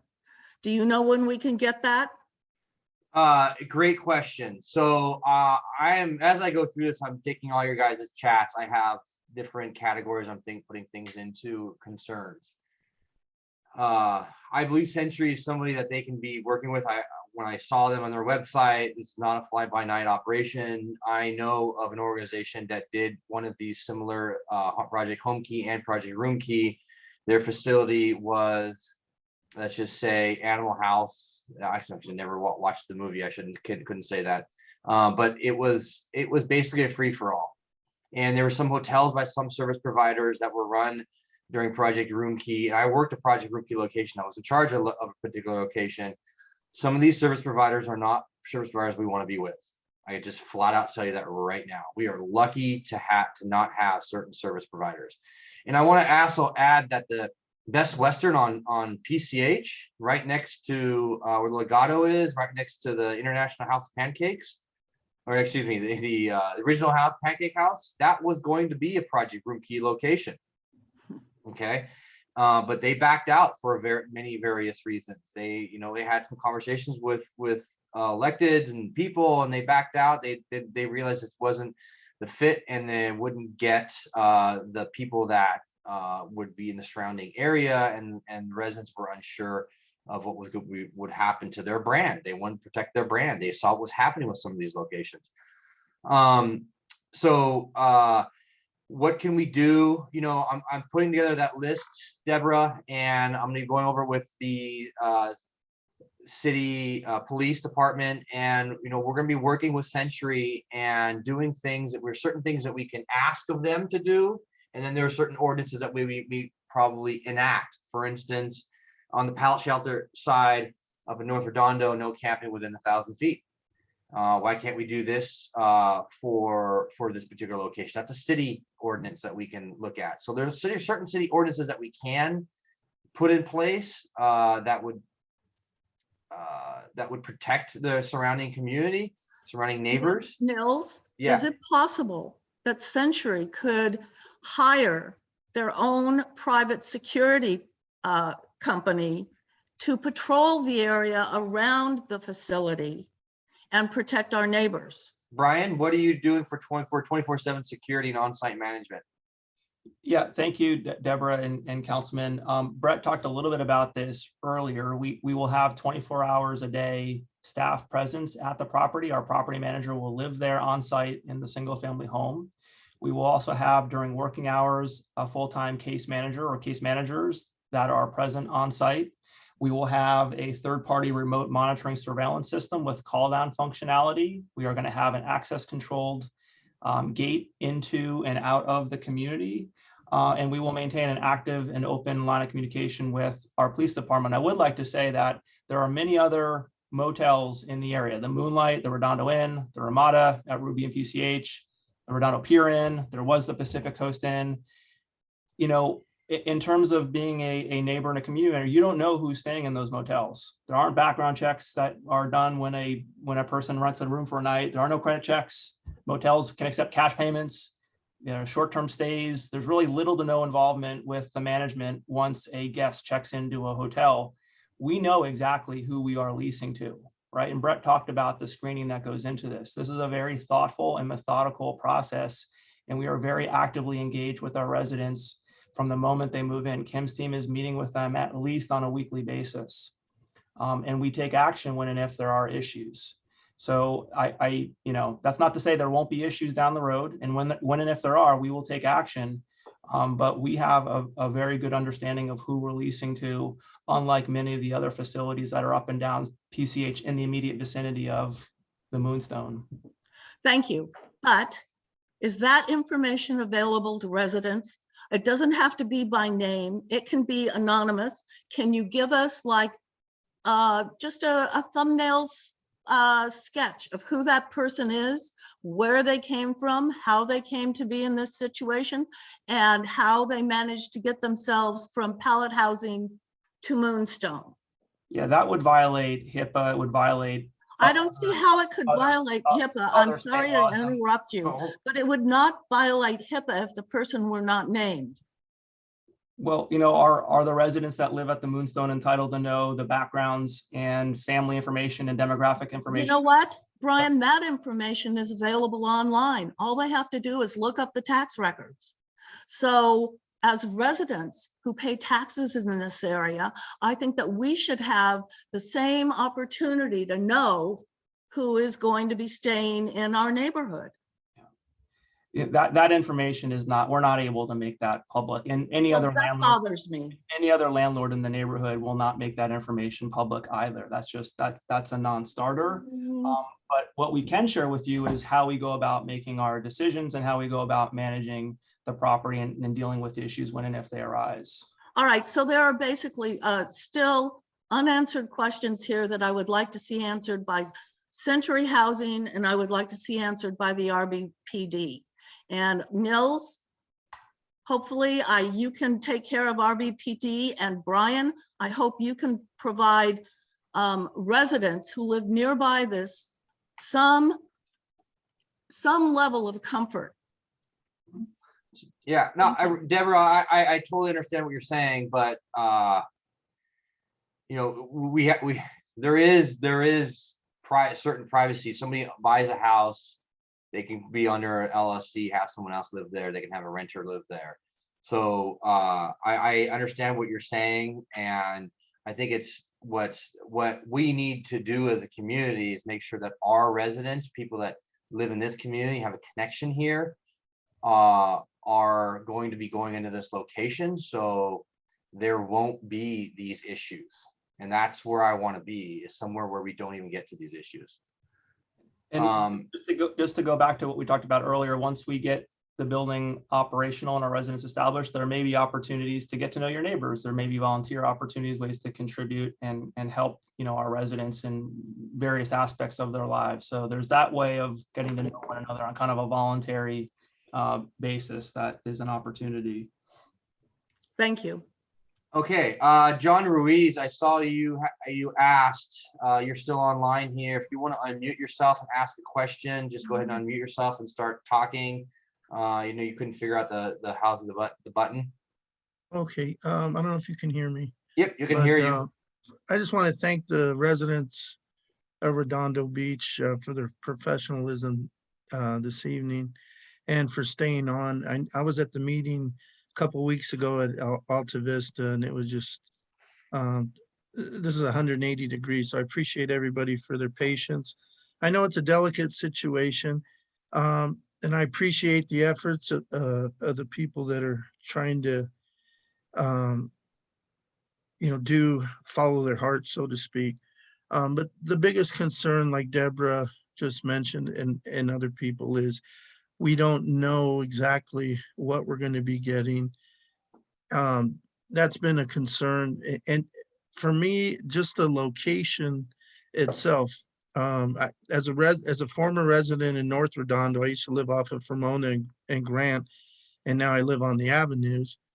I think, like a lot of people on here, everybody moved to a location where they felt comfortable. And what this does is kind of undermines that. I know there was a lady, I don't know if she's on tonight, but she raised a genuine concern. She said that her backyard touched, you know, was located right behind that hotel. Those are the things, I mean, time will ultimately tell, but as I mentioned at that meeting a couple of weeks ago, I've been a resident here since 1976. And within the last 5 years, there's definitely been a change as far as seeing a presence of homelessness. And the saddest part is it seems like they're younger. And I hope, although I'm not really enthused and not necessarily supportive of this, I do appreciate everybody expressing their thoughts in a professional manner. And time will ultimately tell if this thing was good. But my last point, and I'll be quiet, is I'm glad to hear that Redondo Beach residents are involved in this process, because look, I'm assuming that a lot of us are working or either retired or have some kind of income coming in, and God forbid any of us fall into hard times. It is at least a comfort knowing that there would be something there. But in my world, I would love to see a pecking order of you know, older people,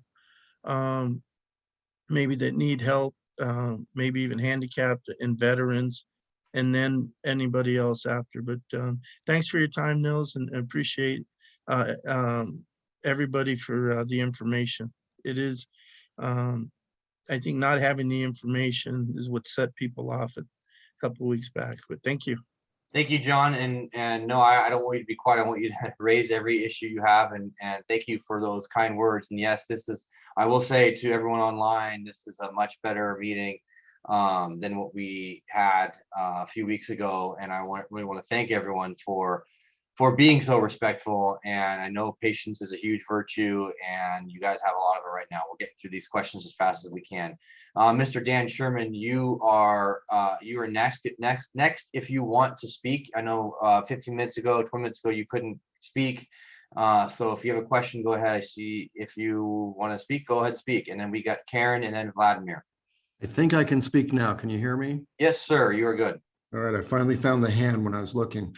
I wanted to thank you, Nils, because this is new to me, and I think you're really doing good work and you're on top of it. And Brian, I do think Century is doing good work as well. I do still have two questions that I'm wondering about. One is with regard to Section 8. Is Century looking to get people onto Section 8 vouchers before they move into the hotel? Because that would allow them also to transition off to other places. Or if they are in the hotel, is that a priority for the case manager who is there? And the second is the assistance that they're going to get beyond one case manager. I'm really concerned that, as you said, there could be occupational therapy students who could volunteer. Do you have MOUs out with any schools or with Harvard General Hospital for Medical or with the mental health department in terms of other connections, or even with Voc Rehab, to assist these folks into transitioning if they want? And if not, that concerns me a little bit. So those are my two issues that I'm sitting on. Thank you. Thank you, Dan. Kim, would you like to talk to our collaborative model and the types of MOUs that we generally establish and can envision here? Sure. My team while there's going to be one main case manager there, I just wanted to be clear that my team includes all different kinds of supportive services. So I have an occupational therapist on staff. I have a clinical team, clinical director, clinical services, behavioral health specialists, our director of residential services. So there's a whole group of us that would be supporting the case manager and the property management at Redondo. We have MOUs with Cal State Dominguez Hills right now to provide occupational therapy interns in Long Beach, and they would expand to this location as well. We have MOUs with Department of Mental Health, Harbor Interfaith Services, others. Right now, as we're preparing for lease up, this would be my job to go out there and find local resources for medical and mental health and any other supportive services that we would definitely want to work closely with. But we do have a long history with Dominguez Hills, and I think this would be a great expansion for our OT students. And to the extent there are other providers in the community, I mean, we're learning the neighborhood and the types of organizations that are out there. We are absolutely open to having conversations and figuring out how we can leverage those existing resources and connections. So please email us if you have thoughts on that. I see someone in the chat commented on LA Care, Blue Shield Community Resource Center. That's a great idea. So keep those types of ideas coming, please. I'll be going through some of the chats here, some of the things, and we'll be putting these things in categories and sending these out. Karen, you are up next, and then I've got a bunch of questions here written down from people. Hi, can you hear me? Yes, I can hear you. Okay, well, thank you, Nils, for putting this together. I agree, this has been very informative, and it sounds like from what I've heard so far that Century Affordable Housing seems like a professionally run company and has a little bit of encouragement there that it'll be run properly. I do have some concerns. I did speak to Kyle, who sent me some information. regarding this project and the company. And I believe that Housing First are the guidelines that you are going to be using to screen people going into this facility. I'm also a property manager. I also own and manage the business directly adjacent with the Subway and the Domino's. So we're neighbors. And I'll tell you straight up, my number one problem with any of the commercial properties that we manage is homelessness. And while these people are not homeless, they may bring with them, you know, other persons. And I don't think that they're necessarily required to have a job. So as the neighbor there, I'm a little concerned with that. Regarding the screening, it says in this pamphlet that, you know, you don't have to be sober, and you don't have to be, you could be on, you know, have a criminal background. You may have mental problems. And I want to know what type of screening, if this is the guidelines that you guys are actually going to be, you know, following to put people in there. I am a resident also. I live very close to this property. I have children that go to the school there. This is near Alta Vista. So I'm really concerned with really, once this is into play, how it's going to pan out. And I'd like to hear, you know, a little bit about this 24/7 security, who would come on site if there were issues. I think it sounds like a lot of positive things I've heard tonight about how it's going to be run, but I'm extremely concerned with who's actually going to be living here. And then say they're a problem tenant, you know, it says right in here that you don't necessarily evict for violations for drugs or alcohol. And as a property manager and a landlord, those would be things that I would actually look to evict people for. So I'd like to hear from Century, you know, how you're going to be addressing these issues. Thank you, Karen. I'll take that question. You had a couple of questions within that question, so let me do my best to my best as a property manager to try to help you. So yes, alcoholism, and even challenges with drug abuse is not a non-starter for Housing First. In fact, we try to meet our residents where they are and work with our resident services team to lower barriers for those types of residents and help them get the help that they need. So it is not as a Housing First model, we are not excluding those folks. When you're talking about, you know, a person that is dealing drugs or has a, you know, criminal conviction for manufacturing or selling of drugs, that is a non-starter. But for somebody who is a user, no, that is not something that we would weed them out of our process. I'm not sure if I got all the pieces of your question. Well, but there was also, you know, it said you could have a criminal background. It said that you could have behavioral issues. I manage properties. This is what I do all day long. My number one problem is dealing with homelessness, and I want to see a solution too, but I just don't know. It sounds like there's a lot of things to be concerned about here. And I think you guys have said, you know, you're going to try to put residents in and you're going to try to hold it to a 1-person occupancy, but I don't see anything in writing that's going to, you know, enforce those things. So they'll be held to the same guidelines within your lease agreement, I'm sure, which is, you know, there are some aspects within the lease agreement that they have to abide by, and then there are some things that are material breaches of a lease agreement.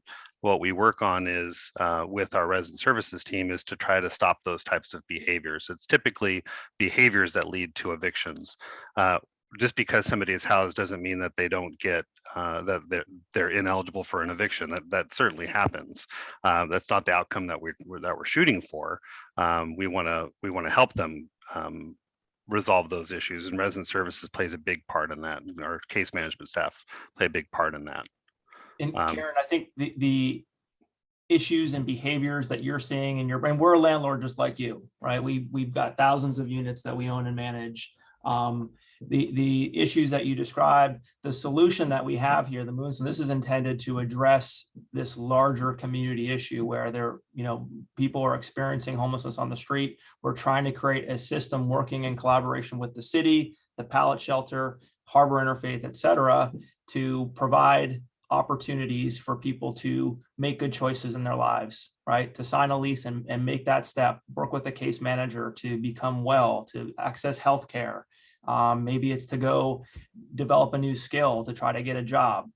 We have lots of examples of successes like these working with residents. I think we understand and appreciate that it's a big unknown, and you don't know exactly who's going to be living there, and we don't know either, frankly, at this point. I think if you go visit the pallet shelter, you can get a sense of the type of people that the community currently is serving there.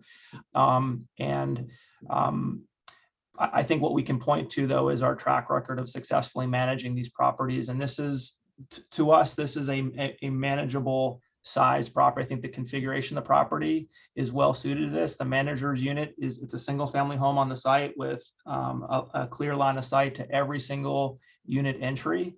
And then we will have all of the additional security accoutrements that we described earlier.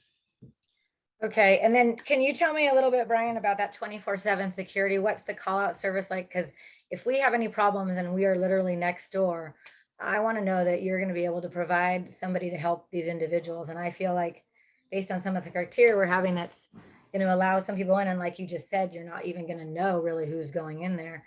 What help are we going to have to, have somebody besides to call the police, Well, Go ahead, Brett. yeah, no, of course I am available as well, but we will have a property manager on site there, so you're welcome to go and go to their office and explain if you're having a challenge with one of our residents outside the community, to let them be aware of it, and then they'll let me be aware of it. You can also call me directly as well and let me know what's going on, and we'll see what we can do to address it. Okay, and then if you do have people, and I'll wrap up and let somebody else speak, but if you do have people that are, getting, violations for multiple things, will you actually evict people that don't comply with what your lease states? Certainly. Yeah, we follow our 4-step housing retention plan. We work with the resident, but there are times, which is not the outcome that we're hoping for, but there are times where we have to make that call and say that the person is not following those rules and is not abiding by the lease agreement. Okay. We've got 20 residents to look out for, right? Their peaceful enjoyment of their community and their home is important. And so sometimes we are in that place where we have to make a hard decision. The nice thing about it, though, is, Karen, that they have something to lose at this point, right? Once they're housed, you're giving them an opportunity. And most of the time, those residents don't want to lose that opportunity and will abide by the lease. Okay, well, thank you for your time. I hope it goes as well as you're expecting. So to that point of opportunity, you guys, I worked Project Homekey, which is the pre-runner of all of this for 30 something days, 12 hours a day, 8 a.m. and 8 p.m. And if I were to offer you 6 months in a hotel room, private hotel room, private shower, private bed, TV, air conditioning, heating, 3 meals a day, nurse checks, multitude of other services to name, you'd probably say, yeah, I'd show up. Sure, why not? Well, it's free food, free place to go. Yeah, absolutely. Well, it takes a tremendous amount of energy to get people to accept that service alone. So to get somebody into a pallet shelter means they want to improve themselves. They really want to improve themselves. There were people who showed up at my particular facility who hadn't showered in weeks, showed up and they didn't shower for a couple of days. And then all of a sudden they took a shower for the first time in months. And then they got a haircut and you show a transformation of people. I literally didn't even recognize some people by the time I left. What's important about that is there's a comment here regarding one head to one bed.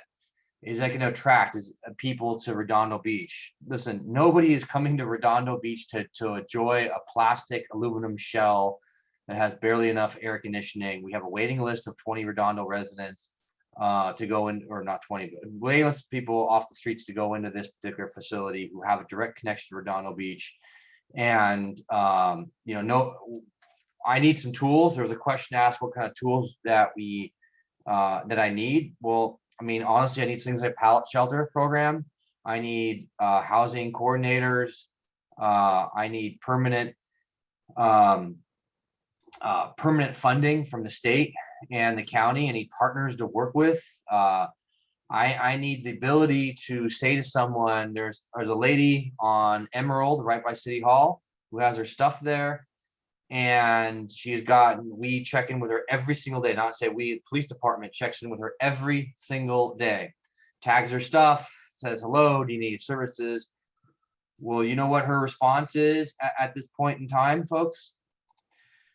if you don't leave me alone, I'm going to file a restraining order against you, the city. I understand the codes. I understand what my legal rights are. I know the housing advocates to go to. Leave me alone. Otherwise, I'm filing a restraining order. This is somebody who's on the street living there. And so, you know, we're not Venice. I don't want to get us to Venice. We've got to have tools in place. I'll go into more questions I have written down here, but Karen, are you done? I see your hand is still up. Sorry. Okay. I'm done, sorry. Okay, perfect. Next up, Vladimir, and then I'll go to some of these online questions. There's a ton of them here. Vladimir. Thank you, Nils. I attended the meeting that was held at Alta Vista a couple Saturdays back. I'm listening to pretty much a lot of the same rhetoric I heard then. The first statement I would like to make, and then a question. This sounds like it's the beginning. It sounds like everything that the council members have done have helped pave the way for more of this to come our way, with the pallet shelters, housing coordinators, outreach people.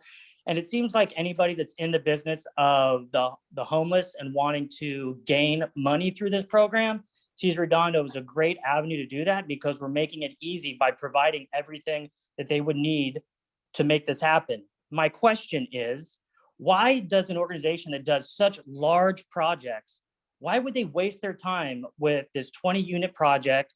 Why would they have so many members of this group sit here after hours explaining all these things to us? If they really can do whatever they want, why are they taking all this time to convince us this is such a great idea? So why are they doing this at 20 units when they do 400s and thousands of units? And then why are they taking all this individual time of these members to sit here with us? Thank you. Thank you for that. Yeah, thank you for that question, Vladimir. We want to be good neighbors, I think, to put it bluntly. And sometimes that takes a lot of effort for what is a small project. We're not going to address our challenges, our regional challenges of homelessness by doing mega projects, right? Those are few and far between. And you know, we saw this as a natural opportunity to do something good in a community that was already doing a lot of good work, and to try to build on it. You're right, this is a small project. It's an outsized amount of effort on our part, but we want to be good neighbors and we want to be stakeholders in your community. And for that reason, we're here tonight and we're listening and trying to answer your, you know, very valid questions. We know this is new to many of you. And you know, this won't be the last time we talk. We're going to be showing up at other meetings, and you know how to reach us now. Okay, thank you for that, Brian. And just so everybody's heard, because these things have been put in place, these tools, it makes us more of an ideal candidate. What do you think is going to happen after this project goes through? We're even more of an ideal candidate. This is just the start. And if we're not fighting now, forget about it. Roll them up. Go ahead and move to Venice, because that's what we're going to turn into. Because we have these pallet shelters, because we have these bleeding hearts, we are going to have a major issue. And this is the start. And if you do not see that, you do not hear them explaining why we have it, you're missing the boat. Vladimir, let me ask you something real quick. I understand your frustration, and the box that I'm hearing that you're putting us into right now is you don't want us to have pallet shelters because it's going to have create money, create people coming in, or not create money, excuse me. Well, we're creating money relationships with county partners and state partners, which then see we have to do more, costing us money out of the general fund. You don't want us to have permanent supportive housing because it's going to create even more, because we're going to need more state funding. You don't want us to turn into Venice, but yet you just mentioned Venice multiple times. What tools, what do you expect me to do as a council member, or the city attorney? The city attorney is online right now. You can ask him. What kind of lawsuit do you expect the city attorney to file, or me be able to do as a council member to battle the problem of homelessness? Yeah, I obviously don't think this is an issue of housing. This is a mental and drug addiction crisis. This will not be solved by Redondo. This will not be solved by the state of California. Obviously, this is being done on purpose to destabilize already existing communities. We are just on target for what's about to happen. So the tools would be to drag our feet So there's no permanent solution here in the city, and we go through whatever legal recourse is required. So I would say follow suit with every other city that is dragging their feet and make it as difficult as possible. And then if it has to come to it, fine. But just opening our arms and making it that easy for these things to happen is ridiculous. Okay, so I'm going to ask the city attorney, Mike Webb, who's here. He's an elected official. You know, he worked for you guys and the residents. You guys voted him in. Mr. Webb, what tools do we have? What lawsuits can we file? Can we file a writ? Can we file a lawsuit? Could we file a stoppage? Can we get in between two private organizations who came to this deal? Can we file a lawsuit against the feds, the state? I mean, what are our options, legal options? Yeah, not and have any chance of success. And what I would say is the council and we have tried to make clear that we're going to solve the Redondo homeless issue in the context of we're surrounded by much of a much bigger challenge. And the goal is to be an example for other cities to address their homelessness issue. And I think it's working. We're getting recognition. Our numbers are trending downward. Torrance, as I mentioned, is opening a 40 pallet shelter location starting on this Wednesday, and a homelessness court. And homelessness court, if you haven't been to it, is outdoors where the homeless are. And we're providing all the services, including the ones that you mentioned, additional mental health counseling. Department of Mental Health, I just saw today, has much better numbers in terms of treating people within homeless court than they do in their normal caseload.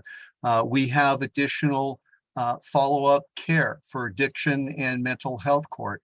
Addiction and mental health crisis. So what we're trying to build, and I think successfully, and we're getting a lot of recognition, is this is the right way to approach it, other cities. You need to do the same. And the fact that Torrance is copying us is a good example. When we started homeless court, it was 12 days a year. Starting next month, Hermosa Beach is hosting 1/3 of the homeless court. So we will only host it 8 days of the year. Hermosa will address it 4 times. And Manhattan had wanted to and passed a motion to host it the other 2 other days. So our obligation would have been cut in half, but they're in this dispute with the current DA, Mr. Gascon, and so he won't allow that. So other cities are starting to copy this model because it's a way that that works. And so I think you're going to see more and more cities addressing it, but our goal is not to attract additional people. I think Councilman Nehrenheim is right that you're not going to see things out of proportion to what our issue with homelessness is. And we also, for example, we have rented 5 beds in Wilmington, which is within Spa 8. And we've not only had the 5 beds full, and not only have Redondo residents be on the waiting list, but people have, in addition to the pallet shelters, have moved on to permanent housing from there. So the goal is to address our issue. We only funded it for the first year, the South Bay Cities Council of Government funded it for the second year because it was the one innovative program that they recognized, and that's led to other cities copying this model. So the goal is to reduce the overall number of homeless. I think that when it gets in place, the mental health condition that I recommended to the council, that the council agreed to fund if the other 2 cities fund it each for by 1/3, will make a huge difference in terms of addressing reasonably the calls from residents. If you send a police officer, a patrol officer to deal with someone in mental health crisis, that's not a good response. It can be dangerous for a housing navigator to go to it. And so we're putting together something that truly is a model for other cities because it's working, and there's no silver bullet.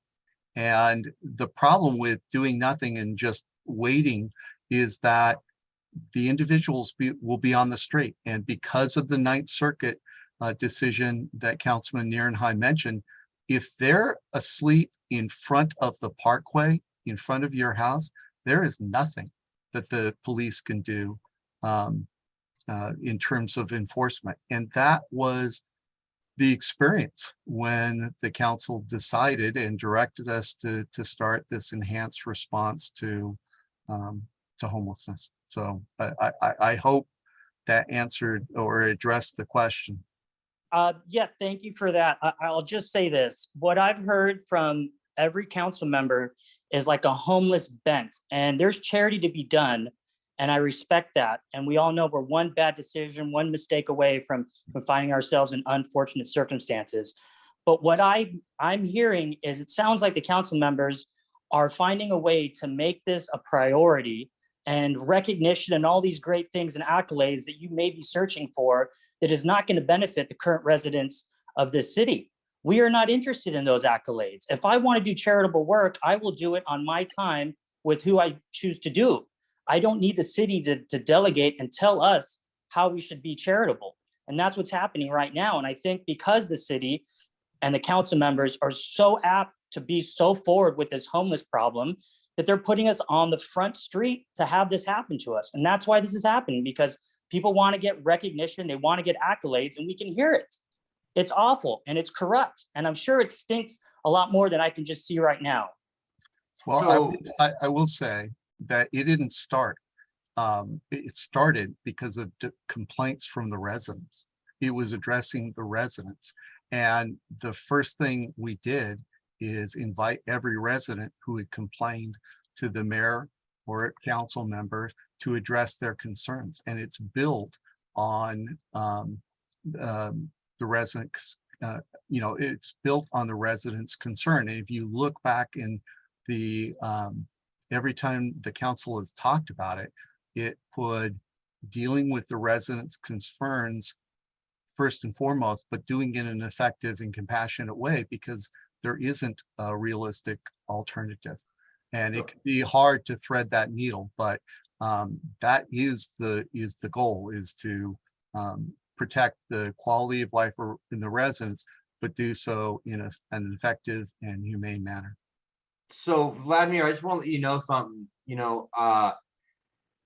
A lot of this for me started in 2019-ish. There were a significant number of complaints that came in from the residents on Broadway from First United Methodist Church. And the city of Redondo was giving $7,500 a year to this particular church, and they were just giving out free food and free services, no questions asked. Well, the year prior, and the year prior before that, 2017-18, when we were giving out this funding, it came from federal funding. It wasn't your tax, well, it wasn't directly your tax dollars, but we were giving them money, and I was questioning that fund. Why are we giving this church with no strings attached?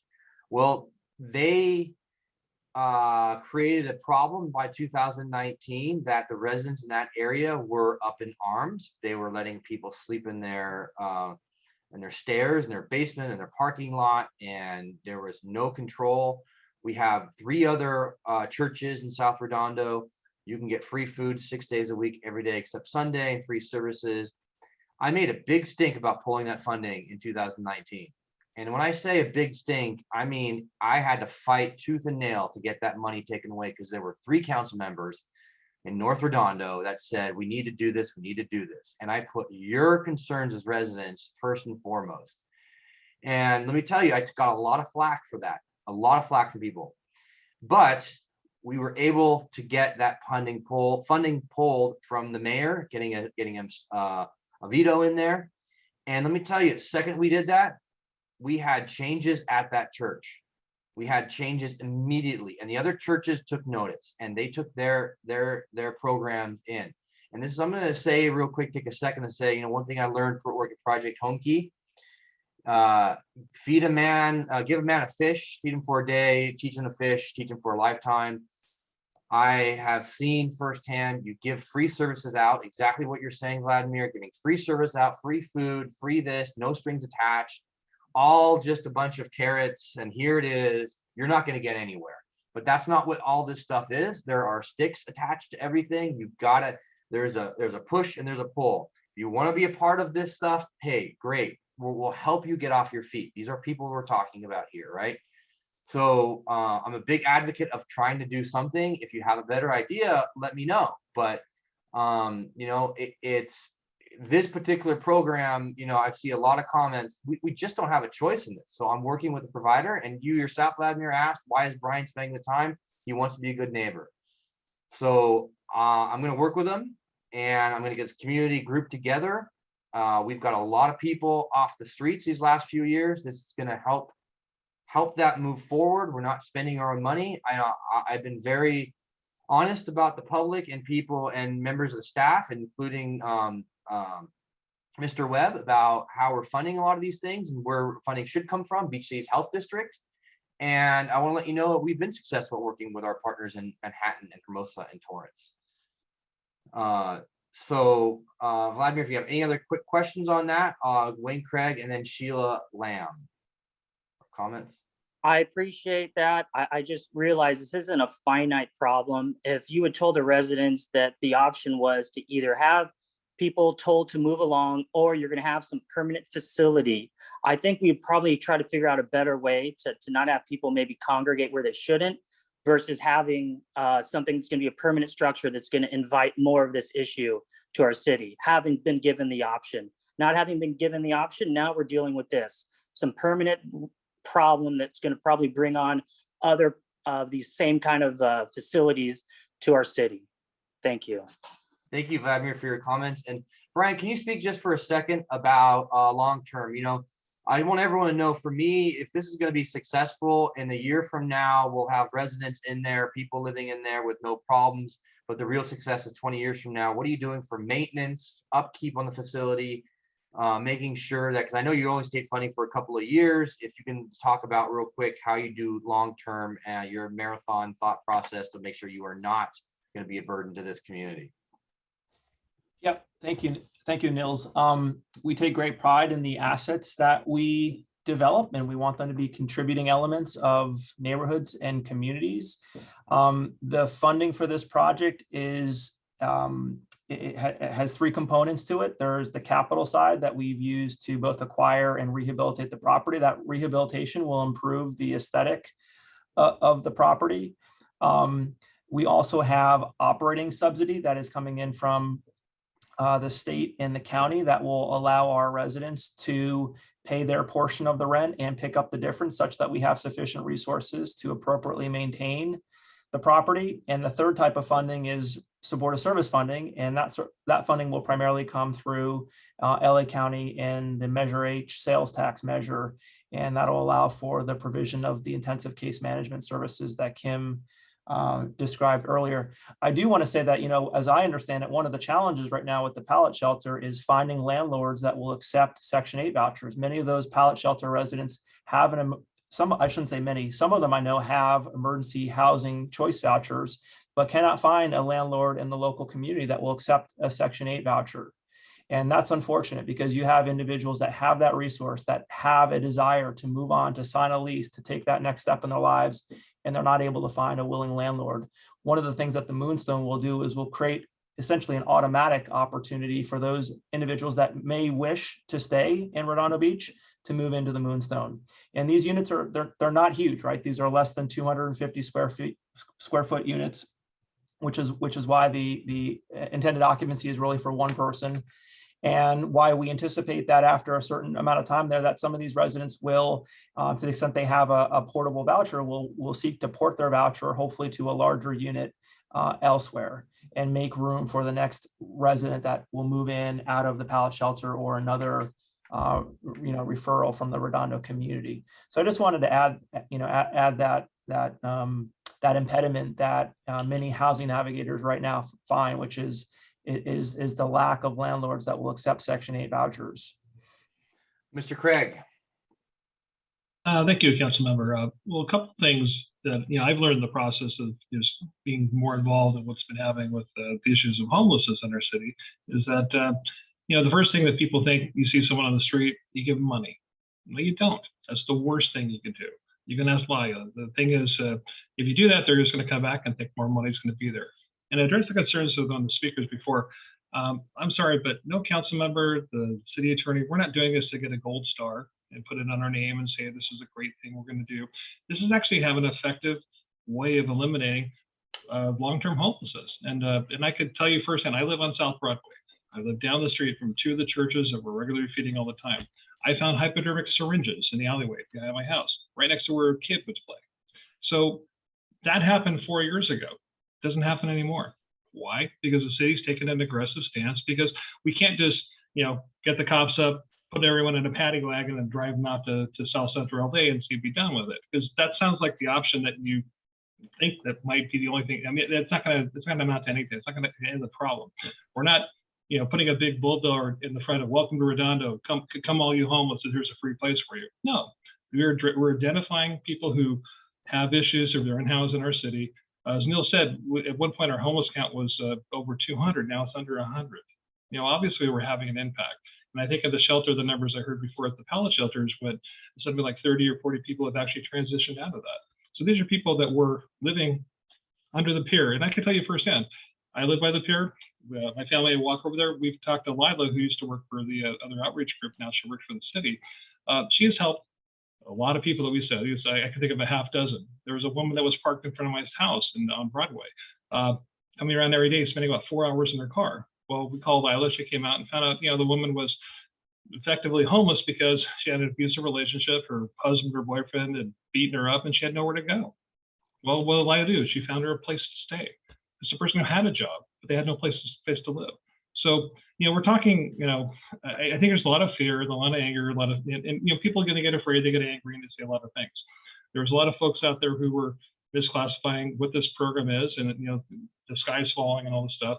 I heard one woman at a meeting talking about, oh my God, my house value is going to die and this and that. And I'm like, well, I know something about how house values are determined on a realtor. Yeah, Wayne, is there a question? Sorry. Yeah, I'm just saying the point is that what, it's a good program. It sounds like it's a very good program.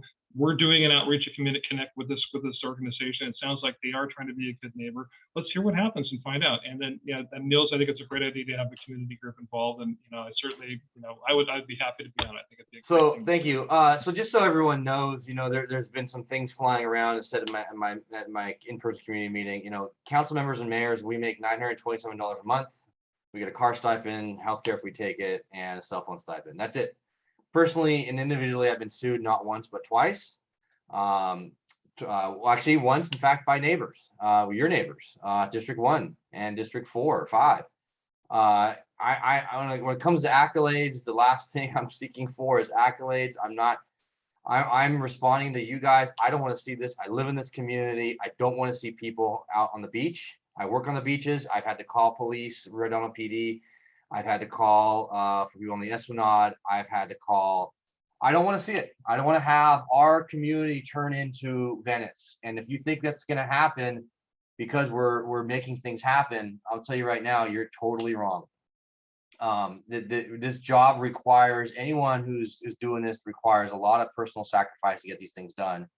And I want to thank the residents for showing up and making yourself available for this information. That's huge. I also want to say to everyone, I need you to meet me halfway.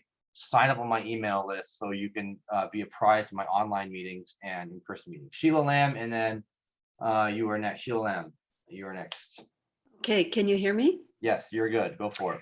Okay, how does Redondo Beach Police discourage homelessness? Aside from the woman that has said that she will sue the city, what type of leverage do the police department use to discourage homelessness? So I think it's a question for our city attorney. I mean, other than having tools available to have one bed, one head. And again, that's not really directly related to, it's a great question. But yeah, Mr. Webb, do you have an answer for that? Well, I just a brief one because of the Martin versus Boise Ninth Circuit decision. The police can't do what they used to do. They can't move somebody along.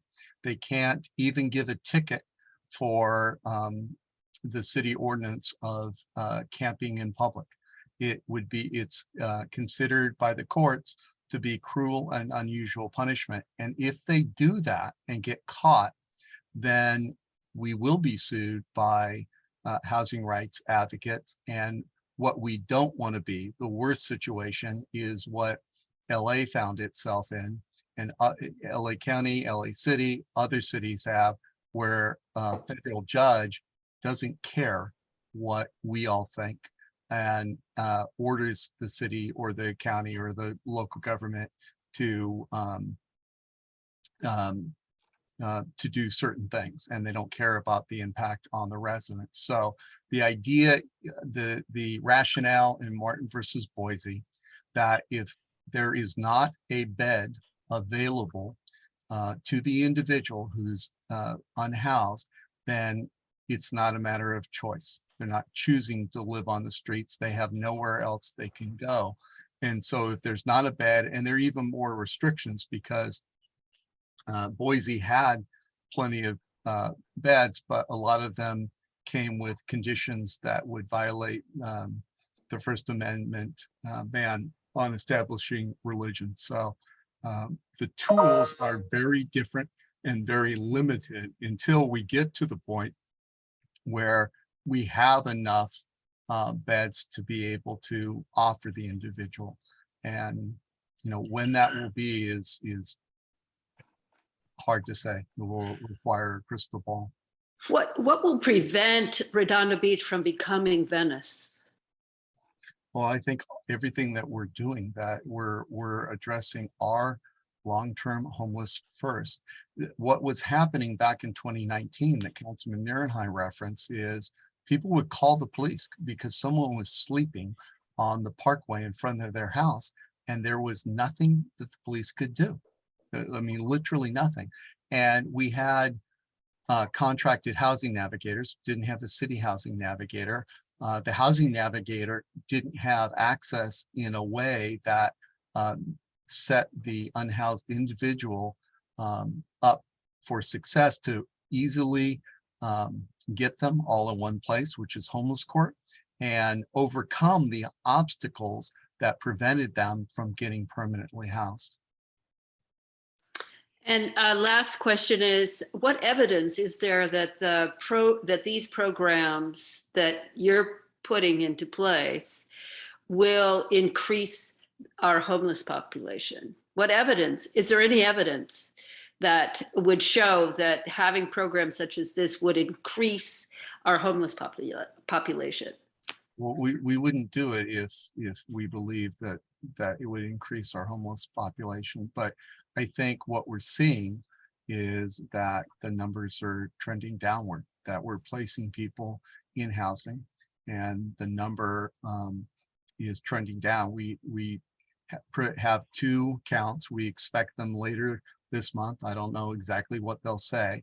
They use 2 different methodologies. There's the federally mandated point in time count, which last time was 176. And then we do our own homeless census using an outside contractor. And after a year of this program, it was lower. And I think as the number gets lower, then it provides more tools to the police to be able to enforce. And that's the goal, is to reduce. Is that correct? Is to reduce homeless in Redondo Beach. Is that the goal? Well, it's one of the goals, but the first goal was the joint goals is to address the quality of life impact on the residents, and equally to do so in a way that was compassionate to those who were unhoused. So we started with the hardest categories. We started with people that had been on the streets of Redondo for 8 years, a decade, that were addicted to drugs. We didn't start with the easiest ones to solve. And we picked that list not only from the housing navigators, not only from the police, but from the feedback we got from the community members as to who was impacting their quality of life. I think overall, the goal is to decrease the number of homelessness, and it focused on the homelessness in Redondo, and then finally provided a way forward to other communities to address their homelessness issue, which will benefit all of us. So just so everyone knows, we have this homeless court here at Redondo Beach, and so everyone understands what that is you guys see someone, I was just working the beach on Sunday, and there was a gentleman reported to me who took his pants down in the middle of the park on a Sunday afternoon at 2 o'clock and just started peeing. Clearly mentally instability, clearly not a normal person would do this. Those types of calls, when they go to the police, they show up, they can arrest this person, they can cite this person. Well, one of the tools that we have here as homeless court is, hey, we'll give you a citation. It'll go on your record, whether it's open drinking and public intoxication, urination, whatever it may be. But then we're going to give you the opportunity to go to addiction services or mental health, or do something to community service. Well, that costs money, that costs time. We're getting $500,000 from the state on this year's budget, in the 2022-2023 budget, from the state budget, to help us moving forward with paying for that program. So blending and braiding of funds, providing different avenues. I know all we want to do is throw people in jail, give them tickets, but that doesn't solve the problem. And so, homeless court is one more piece of that pie, one more tool that we need. We're working with Hermosa. There's a bunch of questions. Why isn't Hermosa Manhattan Beach doing this? Guess what? Well, Hermosa is doing what we're doing. Manhattan Beach has these same problems. I was in Hermosa the other day, and there were homeless people everywhere. They don't have the tools in place. We're not them. And I just want to say that we're in many different boxes, hard to move around in, and I don't want to be spending a significant amount of money from our general fund revenues to deal with this problem. And we have a partner here at Century Housing who's willing to work with us. They don't have to, but they're willing to work with us. So that's a great start. Like I said, if you want to be part of the community action group that deals with this, I've already got some emails. I put my email into the group. Maybe, hopefully, Brian will be up to dealing with this idea and come together with this group of residents so that we can really further fine tune, boil down the concerns, site security, parking, site selection of people, and move forward in a way that's consistent with this community and character of this community. So I'm going to put my link up and my email address one more time in the chat. While I do that, Brian, do you have any last few words or comments? Deborah, you just put your hand up real quick there. Yeah, Deborah, one last comment or question before we close up, because we're running late. This is very exasperating. We worked so hard, as you know, my group, RB Safe, worked extremely hard to get people who were not really legitimately homeless people off our streets. I'm talking about the people who I mentioned in numerous city council meetings, who were across the street at First Methodist Church, picking up their free meals between the meal that they got at St. James, hanging out in the parking lot, masturbating, defecating, vomiting, all sorts of vile, disgusting thing, and they were on the coattails of the people who were legitimately homeless. I felt very bad for the people who were legitimately homeless. And I want to make sure that the people who are going to be brought into this facility do not have any relationship with someone who is going to go shoot drugs outside the facility, masturbate, and then vomit surrounding it. This is what we have witnessed here, Brian. We have witnessed it and seen it. I had someone defecate in my driveway. Thank you very much. That is not the Redondo Beach I moved to. And it took us 3 years to finally clean this up. And now here we are back again, inviting people who have coattails to people who could be doing this very same pollution to our community. And it breaks my heart. And I am going to reactivate RB Safe, and you will be hearing from us because we will not tolerate this. We pay taxes. We will not tolerate this again. Thank you. Thank you. All right, so we were about 15 minutes behind. There was one last comment in the comment groups I wanted to get to real quick, which was, there I got to, pallet funds, pallet shelter funds was taken from county funds and COVID funds, not directly general funds. We did spend some funds on support services, but most majority came from the county and other partners. So Brian, do you have any other questions, answers for us, closing comments from you and your team, ways to get a hold of you guys? Yep, thank you, Councilman. And I just want to thank everyone that's stuck around. There still looks like 60 people here. We know how much you care about your community. We too care about being a good contributing member to this community. Many of us, as you heard, either live or work and play in the South Bay area, and we want this to be a success. We know this is new.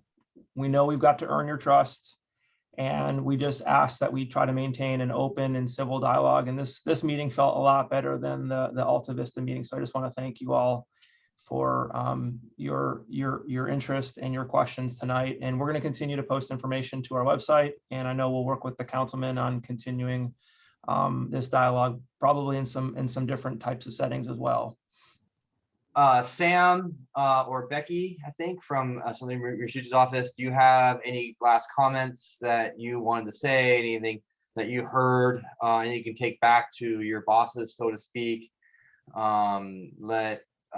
Go ahead and unmute yourself and say something if you need to. Yes, this is Becky. Becky? I just want to say thank you for having